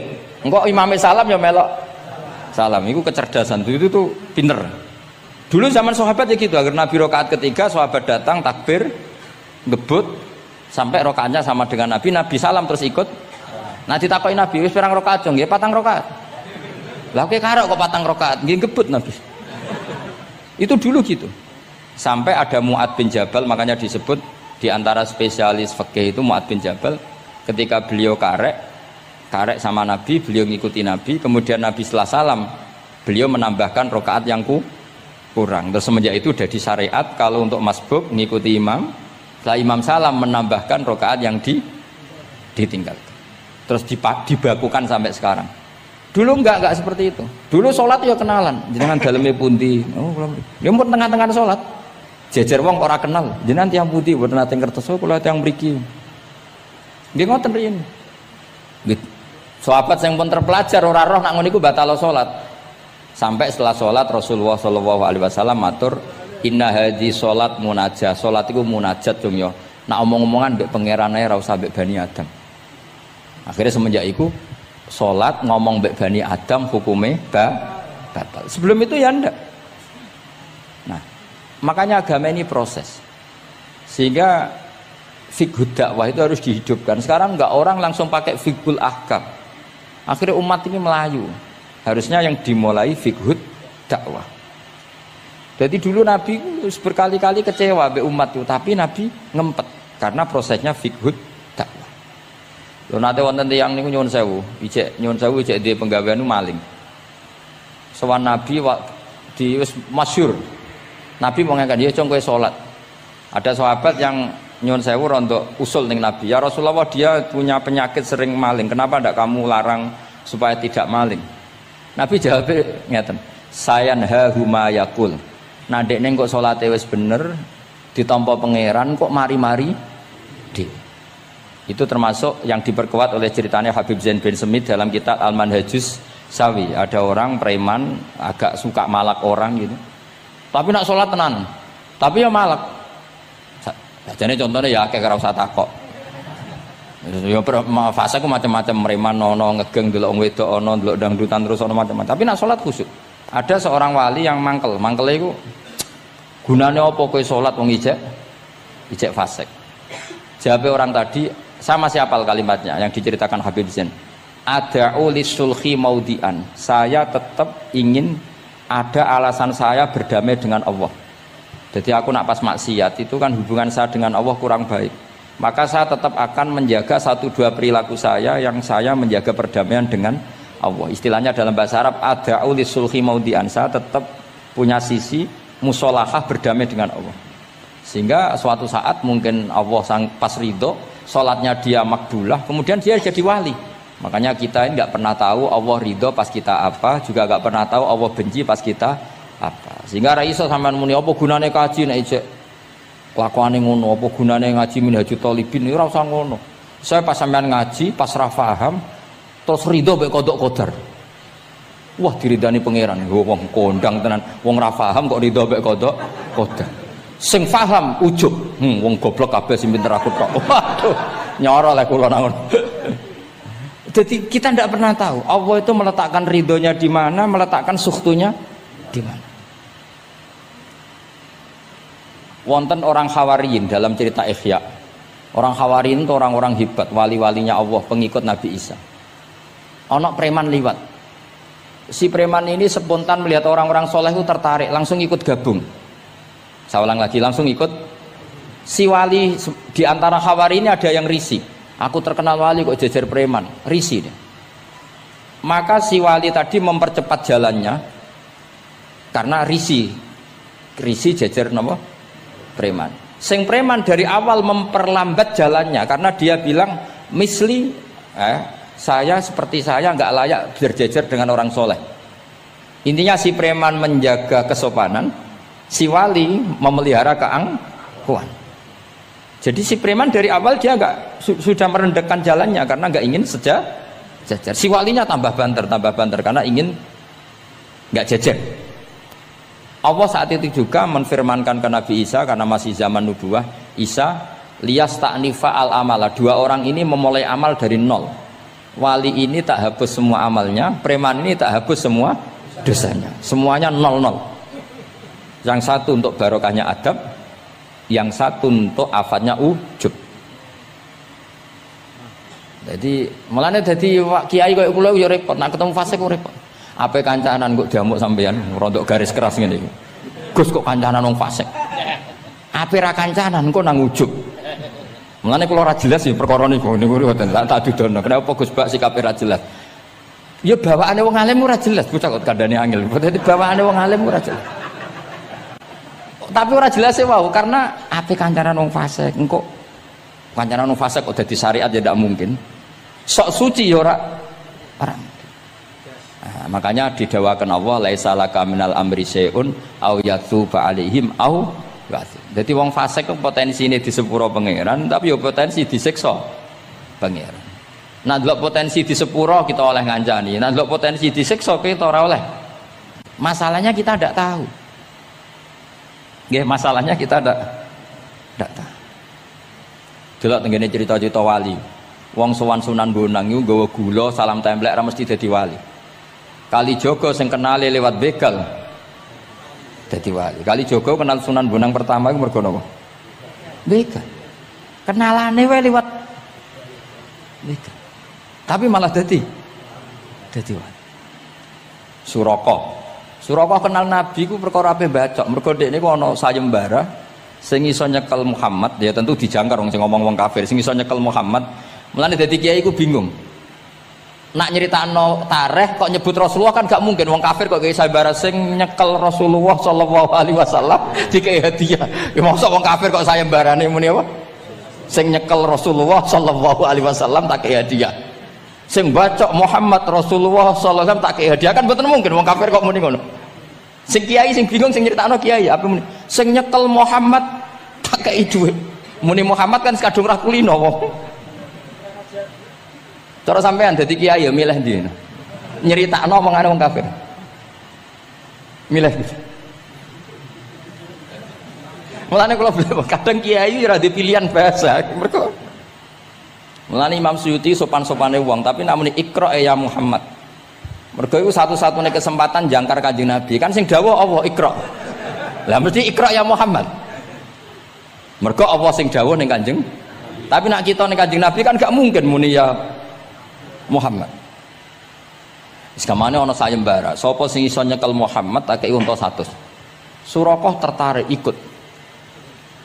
Tapi barokah iku, barokah kesalahan itu malah roh mukjizat Rasulullah sallallahu alaihi wasallam. Ketika ape baca napa? Ambis, sampai ping 3. Lah iki awale salah niate yo salah, tapi pangeran ngersakno untuk hidayat.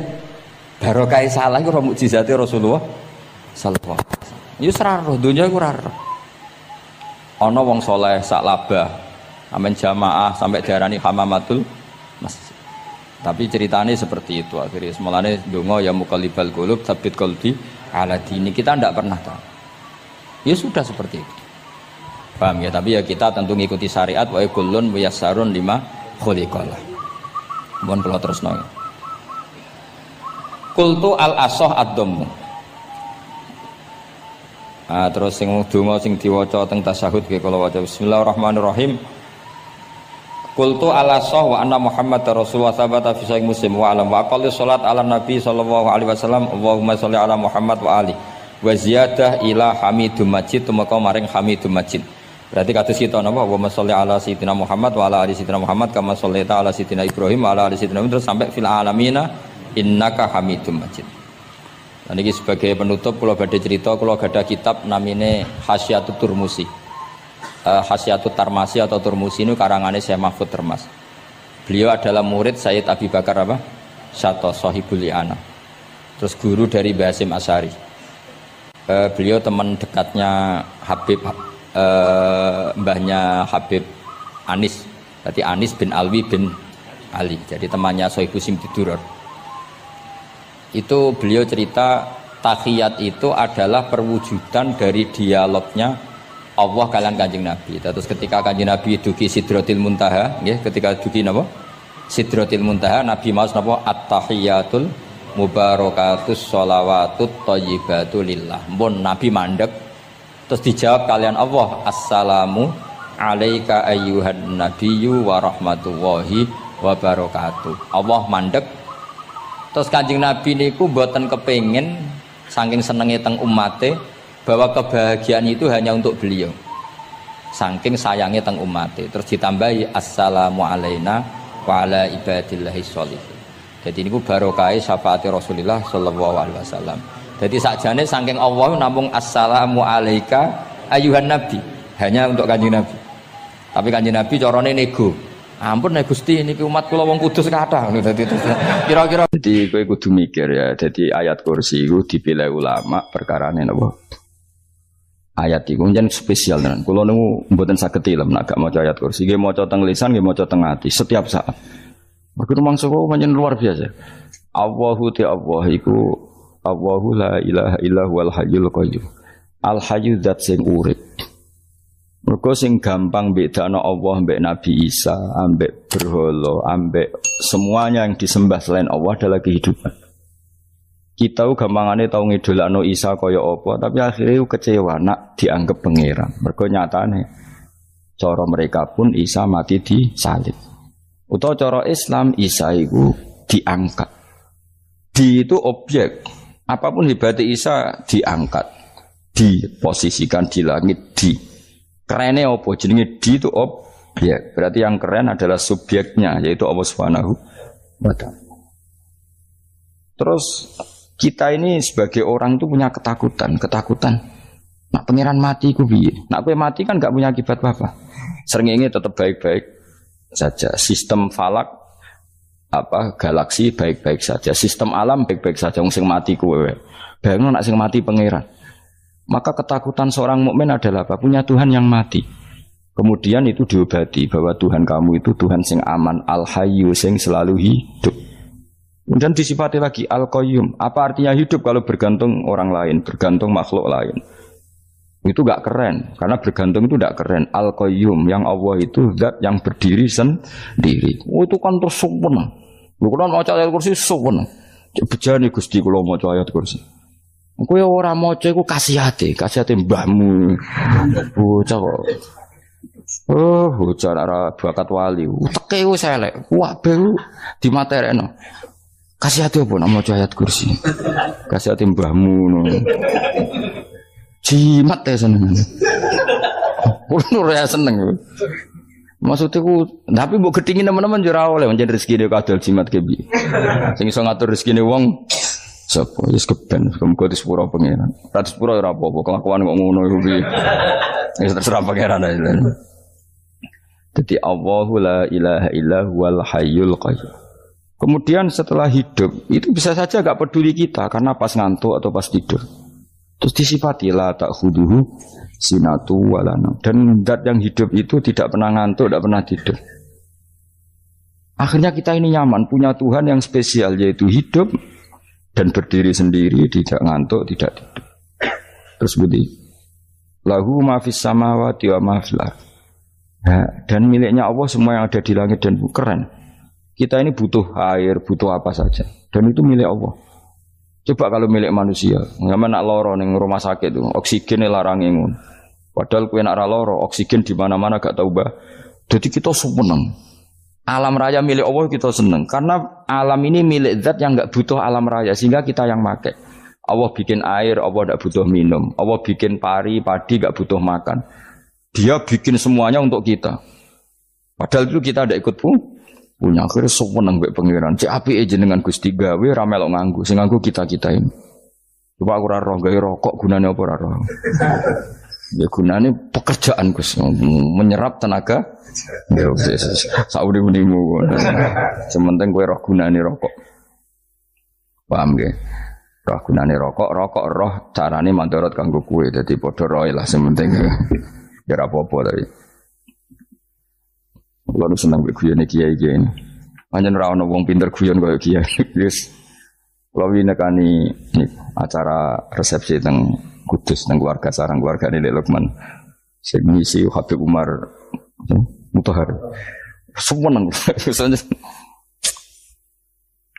Jadi guyonane ning kiai-kiai ya ora wis kiai-kiai kabeh termasuk Habib Umar. Ada orang kiai rokok. Ini cerita anekdot. Ada kiai rokok. Rokokan ngarepe dokter. Pak Yai, kalau rokok terus nanti kalau mati gimana? Gampang, saya bawa korek. Sing kiai dhewe maksudnya iku nak mau rokok terus mari mati. Kiai ini yang ngerti maksudnya dokter ngono. Tenang dok, sama si bawa korek. Maksudnya nak rokok mati gak ada Jumat. Jadi gak sambung apa? Nak guyonane Habib Umar, saya sering membaca bahayanya rokok. Saya baca itu. Setelah baca, saya berhenti membaca. Wangan pikirannya setelah membaca bahaya rokok berhenti rokok. Saya sering baca buku atau apa tentang bahayanya rokok. Setelah saya tahu berhenti membaca. Wong spesial, seneng kalau niku bisa nikmati ya seneng putune Rasulullah, ya seneng guyon. Jadi seneng itu gak kudu mewah, apa? Lah kowe seneng ngenteni di Alphard malah kesel to. Wah, jadi kalau nung di grup kata lah, kiai sing seneng guyon, sing sering. Mereka kalau khawatir saya umat ini punya kenikmatan lewat jalur maksiat. Mengenai kalau seneng, nak kiai seneng guyon, bukan seneng papanya. Umat ini punya kesenangan yang tidak maksiat, itu saja. Ya tentu ada kiai-kiai yang milihnya ada guyon supaya orang enggak uraan, ya bagus. Wah sementing ikhlas. Wah syaratnya kabeh itu sementing ikhlas, betul ikhlas. Ya ora kudu spesial ikhlasmu, ya ikhlas biasa lah. Kelas-kelas terilah sementing napa? Saya sering baca bahayanya orang rokok. Setelah saya tahu bahayanya, maka saya berhenti baca. Wongku kaget kabeh. Mergo pikirane wong wis berhenti rokok ternyata. Mulai saya sering baca bahayanya orang miskin. Setelah tahu bahayanya, berhenti merasakan kemiskinan. Jadi saya tahu bahayanya neraka. Setelah tahu bahayanya neraka, maka saya berhenti.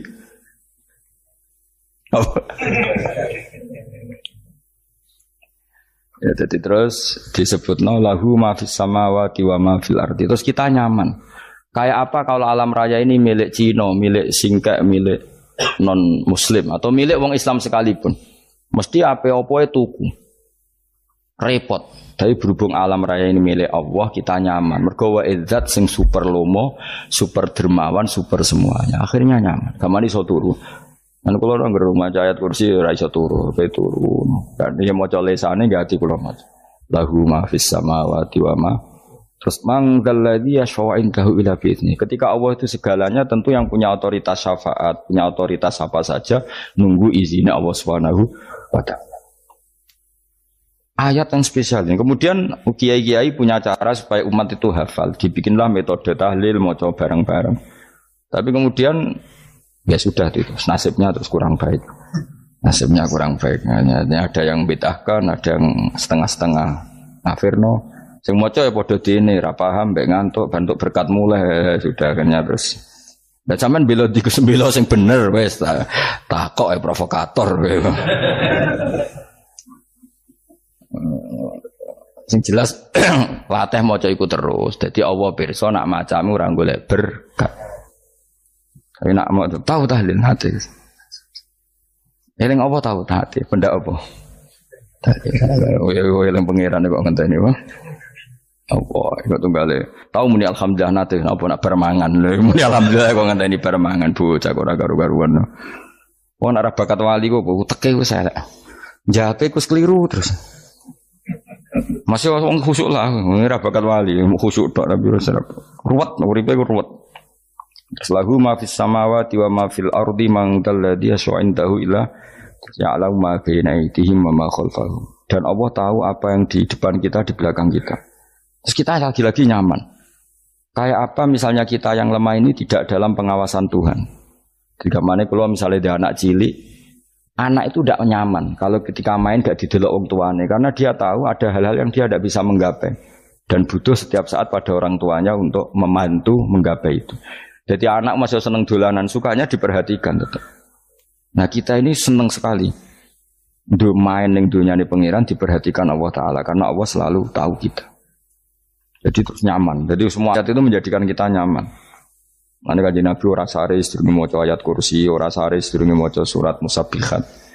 Dan saya dalam banyak hal niru itu. Nabi urung sare nek ora maca surat Hasyr. Nah aku ijazah iku kowe ora mungkin surat Hasyr ning juz pira wae kira roh kok dijazahno. Sing iku lho sing diakhiri sudi law anzalna hadal qur'ana ala jabalil la ra'aitahu khashi'am. Itu tapi mulai kok ngarep subhanallahi ma fis samawati wa ma fil ardi wa huwal azizul hakim. Terus waladzi akhrajal ladzina kafaru min ahli kitabim. Ya bener subhanallahi ma fis samawati wa ma fil ardi terus. Terusnya terus waladzi akhrajal ladzina kafaru min waladzi akhrajal ladzina kafaru min ahli kitabim min diyarihim li awalil hasr. Ma dzanantum ayakhruju wa dhannu annahum mani'atum husunuhum min Allah fa'atahum saat terus serang rapal. Akhirnya ya itu tadi terakhir apa? Ya'lamu ma baina aydihim wa ma khalfahum wala yuhituna bi syai'in min ilmihi illa bima. Dan seseorang itu tidak punya ilmu kecuali dengan kadar yang dikehendaki Allah. Bahwa kita ini selalu objek. Punya ilmu ya dikasih, punya rezeki ya dikasih, punya apa saja Sehingga status kita makhluk, statusnya Allah khalik, statusnya Allah itu memberi, statusnya kita hanya penerima. Itu bahkan termasuk bab ilmu. Bab ilmu itu tahunya kita ya hanya diberi. Illa bima sa'atus wasya kursi samawati wal ardo. Dan kursinya Allah itu meliputi langit bumi. Sehingga kita tahu, wah keren. Terus wala ya'udu hifdhuma. Dan ketika alam raya sebesar ini, Allah tidak pernah capek mengurusnya. Ya, sampean tak pasrahi gawe kok ngrumat srengenge. Sampean ngrumat listrik omahmu lho, kadang kabel pedhot, dope pedhot. Iku apa ngrumat srengenge mulai digawe nganti saiki. Gak tahu mati. Gak tahu bayar. PLN lho, kon gawe 0, sekian gak tahu rusak setahun kon jamin ora ngara iso. Allah gawe srengenge mulai Nabi Adam nganti saiki ora tahu bengkelno. Oke gak tahu mikir ngono, jen rawali. Lah srengenge misale error terus pangeran ngumumno, leren sik 3 wulan lagi ditoto. Ya repot dol-dol. Ngono kok ora tau mikir bocah kok. Lan utek sing anut wali-wali itu teke waras. Menduwe ora di dhuwit sumpek, di dhuwit seneng wis ngono tok pikirane. Ora tau kagum mbek srengenge, ora tau bengkel, ora tau. Mergo emang ora bakat wali, itu teke wis innalillahi wa inna ilaihi raji'un. Ngono kok do urip ngono. Habis ben urip pancen waya apa? Mati rame-rame apa? Untunya nak rano ku ya sepi tenan. Gak ana wong gawa nasa ilfat ngalor gitu. Ngaji sepeda dibayar paham yang mulai ora paham mulai. Kok takok ibu jure bar apa kaji. Mau Gus Pak nerangno apa delok rekamane. Alhamdulillah sudah ngaji bareng ya, bersama guru kita Gus Bak tercinta bersama channel Barokah Ngaji. Semoga bermanfaat dan barokah untuk kita semuanya. Jangan lupa like, komen, dan subscribe. Terima kasih. Sekian. Assalamualaikum warahmatullahi wabarakatuh.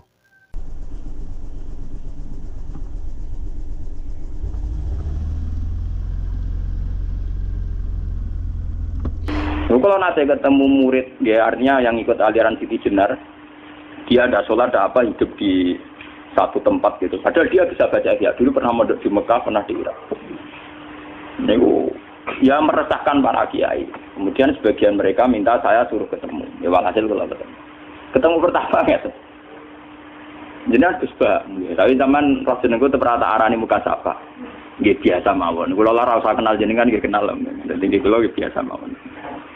Lalu pernah ngajar-ajaran nih, saya Gus ning donya tak enteni mau turu ngenteni mati ngono Gus kok repot. Jawaban kula terus ya.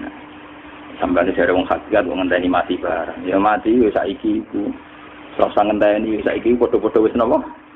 Wis mati. Ya saiki wis padha-padha wis urip. Wis padha kabeh. Nah cara ilmu hakikat kan terus sama semua. Napa?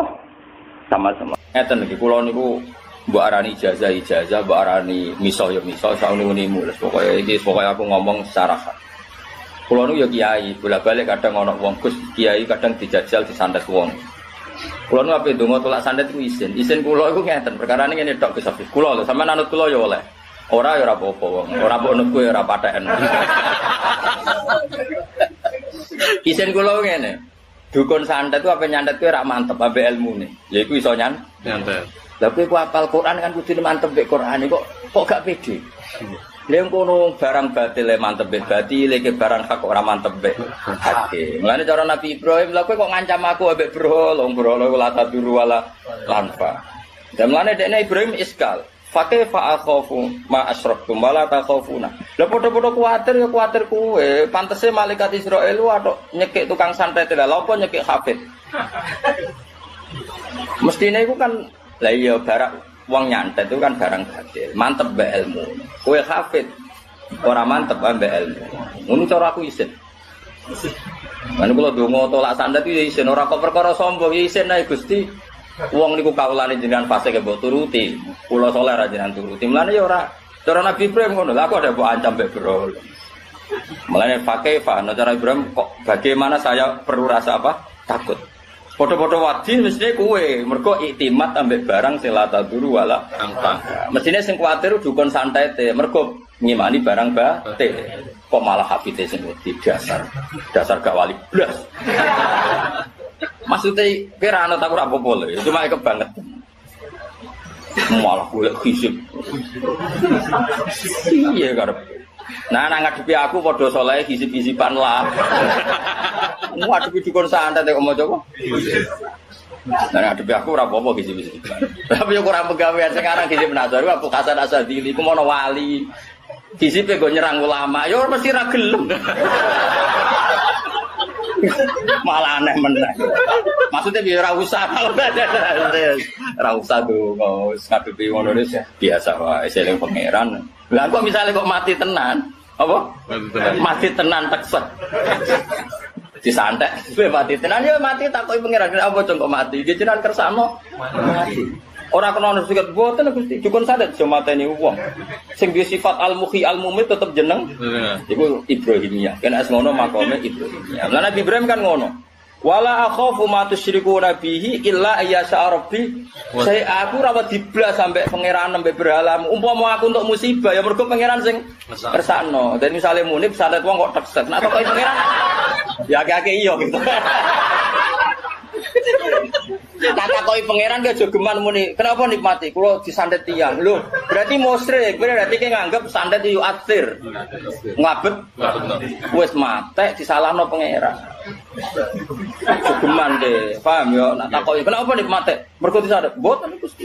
Nggih pancen tulisane jenengan pun kula mati. Mumpun nggih ngoten mawon. Ya pinter. Sumbut dalam gua jalalan kalau gitu. Jadi nak mati tetap kuliah tawafakum malakul mautil ladzi wukila bikum. Sing mateni kowe ya malaikat sing tugas mateni. Soal dukun santet macam-macammu profesi jen mergaine ngono ya. Wis keben.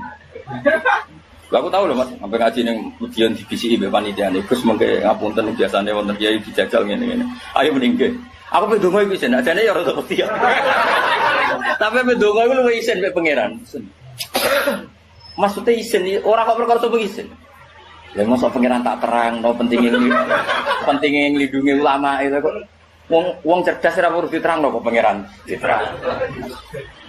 Akhirnya kula mulang, Bu. Yo pede wae. Yo urip nganti iki. Sampai panitia ini, wah, jenengan macam rekor. Tapi biasa wae maksudnya. Bocor aku pas mangkel malah tak lawan tenang. Tapi aku wong atine apik. Ora wati.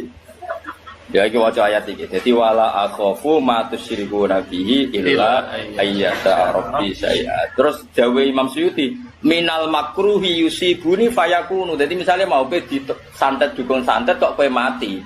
Iku cara Ibrahim ya tetep aku mati mergo kersane pangeran ora perkara dukun santet. Mergo nek meyakini dukun santet berarti pedarani ghairu wa yu'athir. Liyane Allah iku iso nglabet. Berarti tauhidmu jeblok. Jadi wis kalah keok tauhide jeblok. Dadi nek takoki muni santai. Napa mati iki payake Gus. Syukur-syukur jawab mene apa mati kangen jenengan. Wah.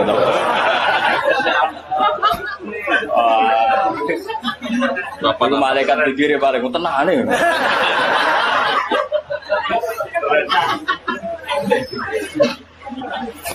Jadi jelas ya. Jadi makom Ibrahimiyah dia, aku nggak pernah takut sama kalian. Kalaupun saya kena sesuatu yang buruk, mergo yasha Rabbi saya. Jelas ya, apa? Karena dikehendaki Allah. Enak tuh ngaji yo. Yo clear yo. Yo clear yo. Yo, dadi misale kowe krungu kabar bocah ngaji Jalalain kok mati kena santet, ki aja darani kena santet yo pancen wayahe mati. Sing mateni sapa ya Allah Subhanahu wa taala. Lah ning ndi yo neraka apa ora ya ora roh pokoke mati. Aja kok takon terus moro ndi bar mati.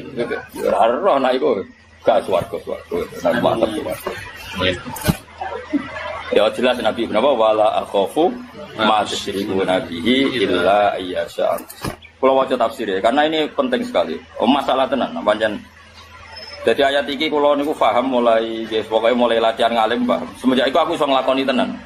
Maksudnya iso nglakoni iku nek ape donga tolak sandet iku isin tenan. Kulo duwe donga wakil itu. Dijam nasor duwe ya. Macam-macam mbek aku. Tak waca brewakmu ilang.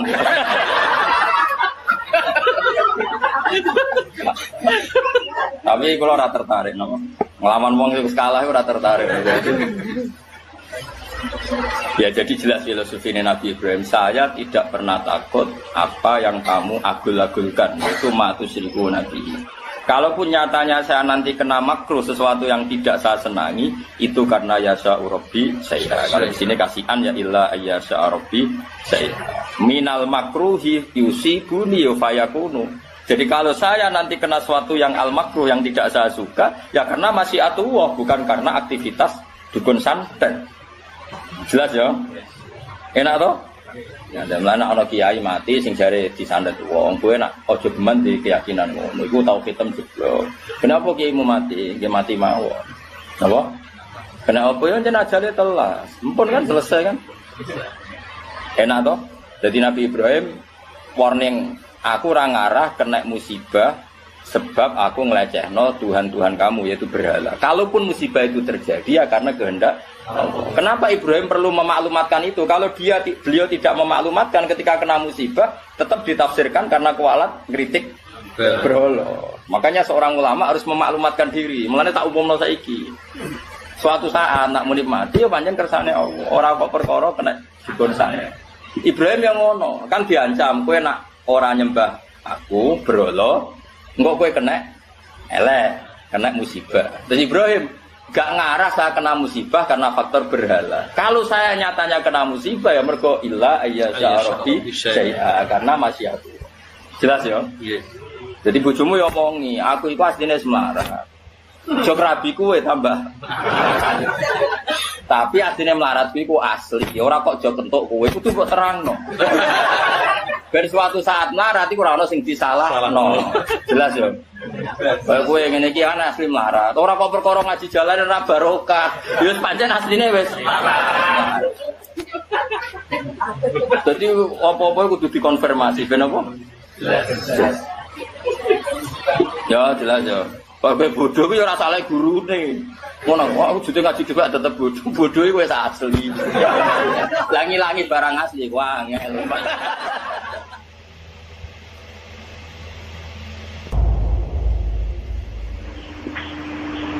Selama ini kalau orang syariat misalnya, orang syariat itu kalau ada orang mati, misalnya Kak Ruhin mati, ini aku kan muni innalillah wa inna ilaihi raji'un, saiki Ruhin wis mati. Mati itu balik ning pengen. Itu cara wong hakikat kan salah besar. Orang mati itu tidak ada, cara ilmu hakikat orang mati itu tidak ada. Roh ini tersiksa di alam fisik. Jadi ruh ini tersiksa di alam fisik. Karena ketemu ning jasate Ruhin. Tersiksa dulu. Aku apa mangane kudu kerja piring Jepang tersiksa roti. Asal roti mau tersiksa. Misalnya kiai pemangan ada kudu pidato 2 jam bareng tersiksa. Roti kenapa? Tersiksa. Mergo ora buta mangan, ora buta ngombe, tapi gara-gara melok fisik. Paham ya? Lho itu nanti ilmu kenawarai bener. Kula boten. Zaman betul loh, guru waras maksudnya enggak. Artinya waras secara akademik karena ada referensi, ada marojek, ya. Waras secara hakikat. Kulo nu mau merasake sampean wis ilmu hakikat. Artinya saya juga ngalami ilmu hakikat. Lan ketika ini sekarang hikam, wong ora tau mukasafah rasa jadi ulama. Entah sekian detik ulama itu harus pernah mukasafah. Biar merasakan ilmu nopo aja. Tapi ilmu hakikat itu bisa dilogikakan sebelum sampean sampai secara musyahadah. Paling enggak bisa sampai secara logika. Manusia itu mulai Nabi Adam sampai sekarang itu kan punya roh. Dan roh itu tidak makhluk. Ya, roh itu tidak makhluk. Ketika roh itu diletakkan di jasad, dia itu tersiksa. Karena ketika dia ke jasad fisik, namanya mengalami keterpisahan dengan yang abadi. Dia ini jasad fisik, tersiksa. Karena dia harus di alam yang kasat mata, alam mulki. Tersiksa. Ketika dia tersiksa, melok ruhin, akhirnya dia mangannya kangelan, akhirnya lesu, mangan. Padahal roh gak butuh mangan, perlu dicatat, roh gak butuh. Ini ora butuh gunung kidul barang, kan ora butuh rabi. Paham kan? Ini ora butuh putus cinta, ora butuh pegatan, ora butuh macam-macam. Paham? Tapi karena dia nemplek jasad sing butuh mangan, butuh rabi, butuh wedoan macam-macam. Akhirnya roh tersiksa. Suatu saat kalau roh ini dalam bahasa manusia mati, ini dalam bahasa manusia mati. Ini hakikatnya roh itu tidak mati, dia kembali ke habitatnya. Ini disebut innalillah. Kita ini dari awal ya dengan Allah. Wa inna ilaihi juga kemudian nanti kita pasti kembali ke Allah. Dan itu diyakini betul oleh orang wahdatul wujud. Jadi kalau roh mati itu ya tidak ada mati. Roh sekarang itu kembali karena sudah lama mengalami keterpisahan mergo melok fisik-fisik dak ono kerja dasinan, ono nggo proposal ruwet roh ku melok. Paham itu? Kita di roh ku napa melok roh. Lah roh ya tersiksa aku ora butuh mangan, ora butuh proposal bocah ngalor. Itu tersiksa. Makanya dalam cerita-cerita Jalaluddin Rumi yang otentik di kitab-kitab begitu. Ketika beliau mau meninggal muridnya itu nangis. Dari Jalaluddin Rumi, kamu jangan nangisi saya ini mau pesta, saya ini mau pesta perkawinan. Kamu tidak merasakan penyesalan saya ini lama menyesal karena harus hidup bersama kamu. Terus saya ini tersiksa karena ngalami alam yang rusak, yang fana. Alam yang fana. Harusnya roh saya itu di alam abadi, bukan di sini. Maka jangan tangisi kematian saya. Kematian saya adalah kembalinya roh ke habitatnya. Semenjak itu kematian dianggap malam perkawinan karena roh kembali. Walhasil ngene iku cara ilmu tasawuf bahasa Arab jenenge wahdatul wujud, kena Jawa Yogyakarta Solo kok adanu jenenge manunggaling kawula. Mergo sing rawan ngono rugen lho, Pak. Nek tak terangno detail. Dadi bathuk mesti iki buku sujud kan. Niku sampeyan ilang. Dadi seksine ora ono cara teorine sinten Siti? Rugi kowe. Jadi ya kendor. Lah kali coba mantan preman jak debat terus ora ngono mbok terus tak pateni kowe. Lah debat iki ora iso. Premane kumat. Ya sam preman jak debat ilmi. Ngono ku model. Kali Joko yo ora salah, dhisik Sayyidina Umar nggih ngoten. Umar sahabat top, lha iki debat atau milih patenane ya Rasulullah. Gak iso dene ilmiah. Mantar preman pasar ukat terus jadi sahabat top. Debat yang milih mate. Ada wonten cerita wong Yahudi njaluk keputusan Nabi. Bareng wis diputusno Nabi cek mamang. Ndak tenang keputusane ngono dalam sengketa duniawi. Bariku takok ya Ali. Ya Ali, aku mau sowan ning Nabi Muhammad. Dikai keputusan Nabi Mamang cara kowe pilih. Sampai Ali dikai keputusan persis Kanjeng Nabi. Cek Mamang meneh takok Umar. Takok Umar aku mau sing Muhammad, ning Ali dikai keputusan kok Mamang, Mar. Cara kowe piye? Urusan dunya. Enteni itu. Entah dia meleput buat apa? Uang diputus Nabi ora marah. Buat mati. Awe. Mereka mantan apa? Cara mantan intelektual atau intelektual kan ya wajar nggak uji kok percaya Nabi. Kan bareng cara Ali ya gak percaya wis kandhani. Ora mesti cara Ali kan. Lah ora bapak ini. Ya wajar wong Yahudi kok percaya Nabi, nak percaya ora itu Yahudi Muslim. Ali itu Gus Dur. Lah Gus Dur beda piye tenang. Ali nyen ngoten watake ngoten. Nasibe padha. Ali itu ilmuwan yang jadi presiden gak sukses. Sing niru Gus Dur. Mergo ning dinggo negara wong pinter mimpin ra sukses. Wong pinter gampang maklumi. Lah misalnya kita jadi kiai wong pinter, kayak santri ini pacaran, maksud jangan ada cerita besok. Wah ruwet, terus malah dalil dinalina subuh syahwat minan. Iya pondok tanpa pelaturan tadi. Paham ya, ruwet dah. Malah ada geman, dia kiai pinter teman-teman itu geman. Jadi biasa, wae ono syariate sithik-sithik. Sing kamane ono santri pacaran tersinggung, ono santri nakal tersinggung, sing ono rasane lha donya ono napa? Jadi nak guru kula nu urusan ilmu semi hakikat, mon gitu. Sehingga kayak Siti Jenar, cara pandang Siti Jenar itu masuk betul ning gone pemikiran para santrinya. Kados Ki Ageng Pengging siapa masuk betul karena masuk akal. Cara mereka napa? Betapa tidak ada artinya fisik ini. Nah, kalau semua fisik ini tidak ada artinya, kemudian yang ada artinya itu roh, perjalanan apa? Perjalanan roh, sehingga diartikan inna lillah wa inna ilaihi raji'un. Inna sholati wa nusuki wa mahyaya wa mamati ku lillah. Lah kemudian sekarang sampean tak tanya misalnya ini latihan ilmu hakikat. Wa mahyaya lan penguripan ingsun. Kalau ingsun itu artinya fisik atau jasad, itu keliru besar karena jasad tidak pernah hidup. Yang hidup itu roh. Paham ya? Sekarang artinya wama mati itu apa? Kematian ingsun. Kalau roh itu tidak pernah mati, berarti kematian roh adalah keterpisahan dengan yang agung atau yang abadi. Dan semuanya itu lillahi rabbil alamin. Sehingga mereka mengatakan kematian itu satu pesta. Mulane kados Bilal ditakoki, ya Bilal, ketika murid-muridnya nangis bergape mati, ya Bilal ge seneng ae. Badan nalqal ahibbah Muhammadan wa hisbah. Gak nak mati malah senang loh ketemu kekasihku. Sebab itu kematian tidak pernah jadi problem bagi mereka sing soleh, sing menembus ilmu hakikat. Paham? Tapi ilmu hakikat kayak ini itu yang diyakini Siti Jenar, diyakini Jalaluddin Rumi, diyakini para wali-wali wahdatul wujud. Dulu Syekh Husain Sinten Al-Halad. Itu kemudian melahirkan prahara syariat. Prahara apa? Syariat. Sebab itu Wali Songo, oke Siti Jenar benar dalam filosofinya, tapi harus dibunuh karena menjadi prahara syariat. Sama dengan yang dikatakan Nabi itu benar, tapi menjadi prahara syariat. Akhirnya disomasi oleh Umar radhiyallahu anhu. Jadi sebetulnya sama, pola-pola ceritanya sama. Intinya sebuah ilmu hakikat harus dikawal napa? Syariat. Nggih kula bolak-balik. Contoh paling gampang wit pisang. Wong nak mangan gedang kulitnya tetap dibuang. Tapi umpama gedang dari awal ora usah kulit, ra sido dadi gedang. Paham nggih? Meskipun kon ape dipangan ya dibuang. Tapi kita tidak bisa membayangkan pisang dari awal tanpa napa? Mbah kekeringan, mbah bosok, mbah ra sido dadi napa? Pisang. Terus pentingnya syariat lagi begini, malah penting ngaji wali-wali syariat yang pinter kados Sunan Kudus, kados Sunan Bonang. Andai kan tidak ada syariat itu dunia pun mesti rusak. Contoh paling gampang masalah pornografi, porno aksi. Siti Jenar aja omongi ngono ibu ngakak-ngakak deh. Dari pangeran wis pirsa, kowe nek klambi pangeran ora ora tentu ora ya ora usah klambenan. Wong ora ana gunane.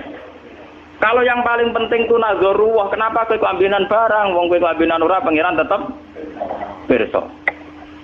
Nyatane Siti Jenar nak mulang nggih coba klambenan lah intine napa? Dinya ada nabi Sunan Bonang. Nah, aku wis percaya kabeh nazarullah, ora usah napa? Kelambenan. Tetapi teori ora usah kelambenan iki dienggo tenan. Mulane nek pas wiridan aliran sesat ciri utama. Kira kelambenan tenan. Lah ruwet kok. Lho iki tenan iki cerita. Iki pentingnya ngaji nggih. Ben sampean ngerti variasi riwayat, kemudian kita orang syariat harus kayak apa, kemudian kenapa menjadi aliran wahdatil wujud. Lah terus kita ini ya, kita ini kan orang syariat. Memang kelemahan orang syariat itu akeh kok sampean-sampean siji mesti ra kramat. Modele ora ada di duwe bingung, ruwet. Urip wong syariat lho apa? Dineng bojo wedi, dineng tangga wedi, pengaruhe menurun. Pancen orang syariat itu banyak kriminal tauhidnya itu memang jelas. Malah kiai-kiai fikih nek ketemu kiai-kiai sing setengah jaga wedi mergo iso nebak atine. Ngene meriang nang. Sing kiai ra tau salat keramat padahal ngambungan wong. Sungguh dino sholat 4 waktu kok ora tahu keramat. Wong ape buah utang tanggane iku keramat apane? Sing kono ngawur ngawur sowan pirang. Meriang oleh syariat ngadepi wong hakikat napa? Mulane jogeman iki dadi wong syariat sing ngene iku bahaya. Nah, kula mboten ngarah. Sampai dadi wong syariat sing ra keramat. Bahaya sekali itu bagi perjalanan agama.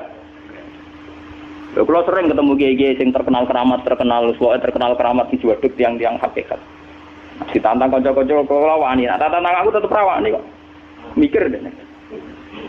Karena orang yang sama-sama ke jalur hakikat tetap punya alamat, tetap wonten simahum fi wujuhi min atsari sujud. Cara pandangnya mesti sama. Kalau nanti ketemu murid, ya artinya yang ikut aliran Siti Jenar, dia ada sholat, ada apa, hidup di satu tempat gitu. Padahal dia bisa baca ihya. Dulu pernah mondok di Mekah, pernah di Irak. Ini ya meresahkan para kiai. Kemudian sebagian mereka minta saya suruh ketemu. Ya walhasil kalau ketemu pertama ya. Jenengan Gus Ba, tapi zaman roh jenengku teu pernah tak arani muka sapa. Nggih biasa mawon. Kula ora usah kenal jenengan nggih kenal. Dadi kula nggih biasa mawon. Lah niku pernah ngajari ajaran. Lah Gus ning donya tak enteni mau turu ngenteni mati ngono Gus kok repot. Ijaban kula terus ya. Sampai ada wong hakikat wong ngenteni mati barang. Ya mati wis saiki iku. Ora usah ngenteni saiki padha-padha wis napa? Wis mati. Ya saiki wis padha-padha wis urip. Wis padha kabeh. Nah cara ilmu hakikat kan terus sama semua. Napa? Sama semua. Tadi makanya itu tadi. Kalau baleni malih logika hakikat itu begitu ya. Roh itu ditiupkan oleh Tuhan ke kita. Kemudian roh karena ikut alam fisik, alam jasad, roh ngalami yang kita alami. Nggih. Ketika roh ngalami yang kita alami, dia tersiksa.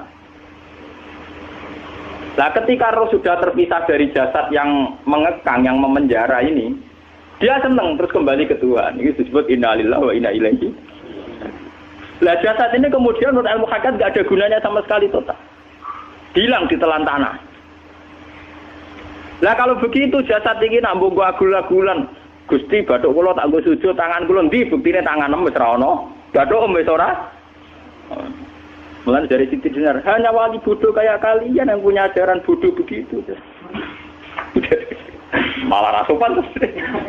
Mulane Sunan Kalijaga semangat kon mateni mergo tambah omongane glodro ndi. Tapi yang enggak disadari Siti Jenar yaitu tadi. Inti dari ilmu hakikat itu kan tunduk sama kersane Tuhan. Kalau sudah tunduk pada kersane Tuhan, kalau kersane Tuhan roh kita harus di jasad. Dan wujud jasad kita ini juga karena kehendak Tuhan. Kenapa yang wujudnya jasad yang karena kehendak Tuhan engkau ingkari? Sementara wujudnya roh tidak kamu ingkari. Toh wujudnya jasad ya bi iradatillah wa bi masyiatillah. Wujudnya roh ya bi wujudit bi masyiatillah wa irah. Harusnya fungsi jasad juga harus kamu akui toh Siti Jenar. Wong sekarang kita punya jasad ya bukan karena kita, karena kehendak Allah. Kenapa kamu ingkari? Berarti kamu mengingkari kehendak meneng Siti Jenar.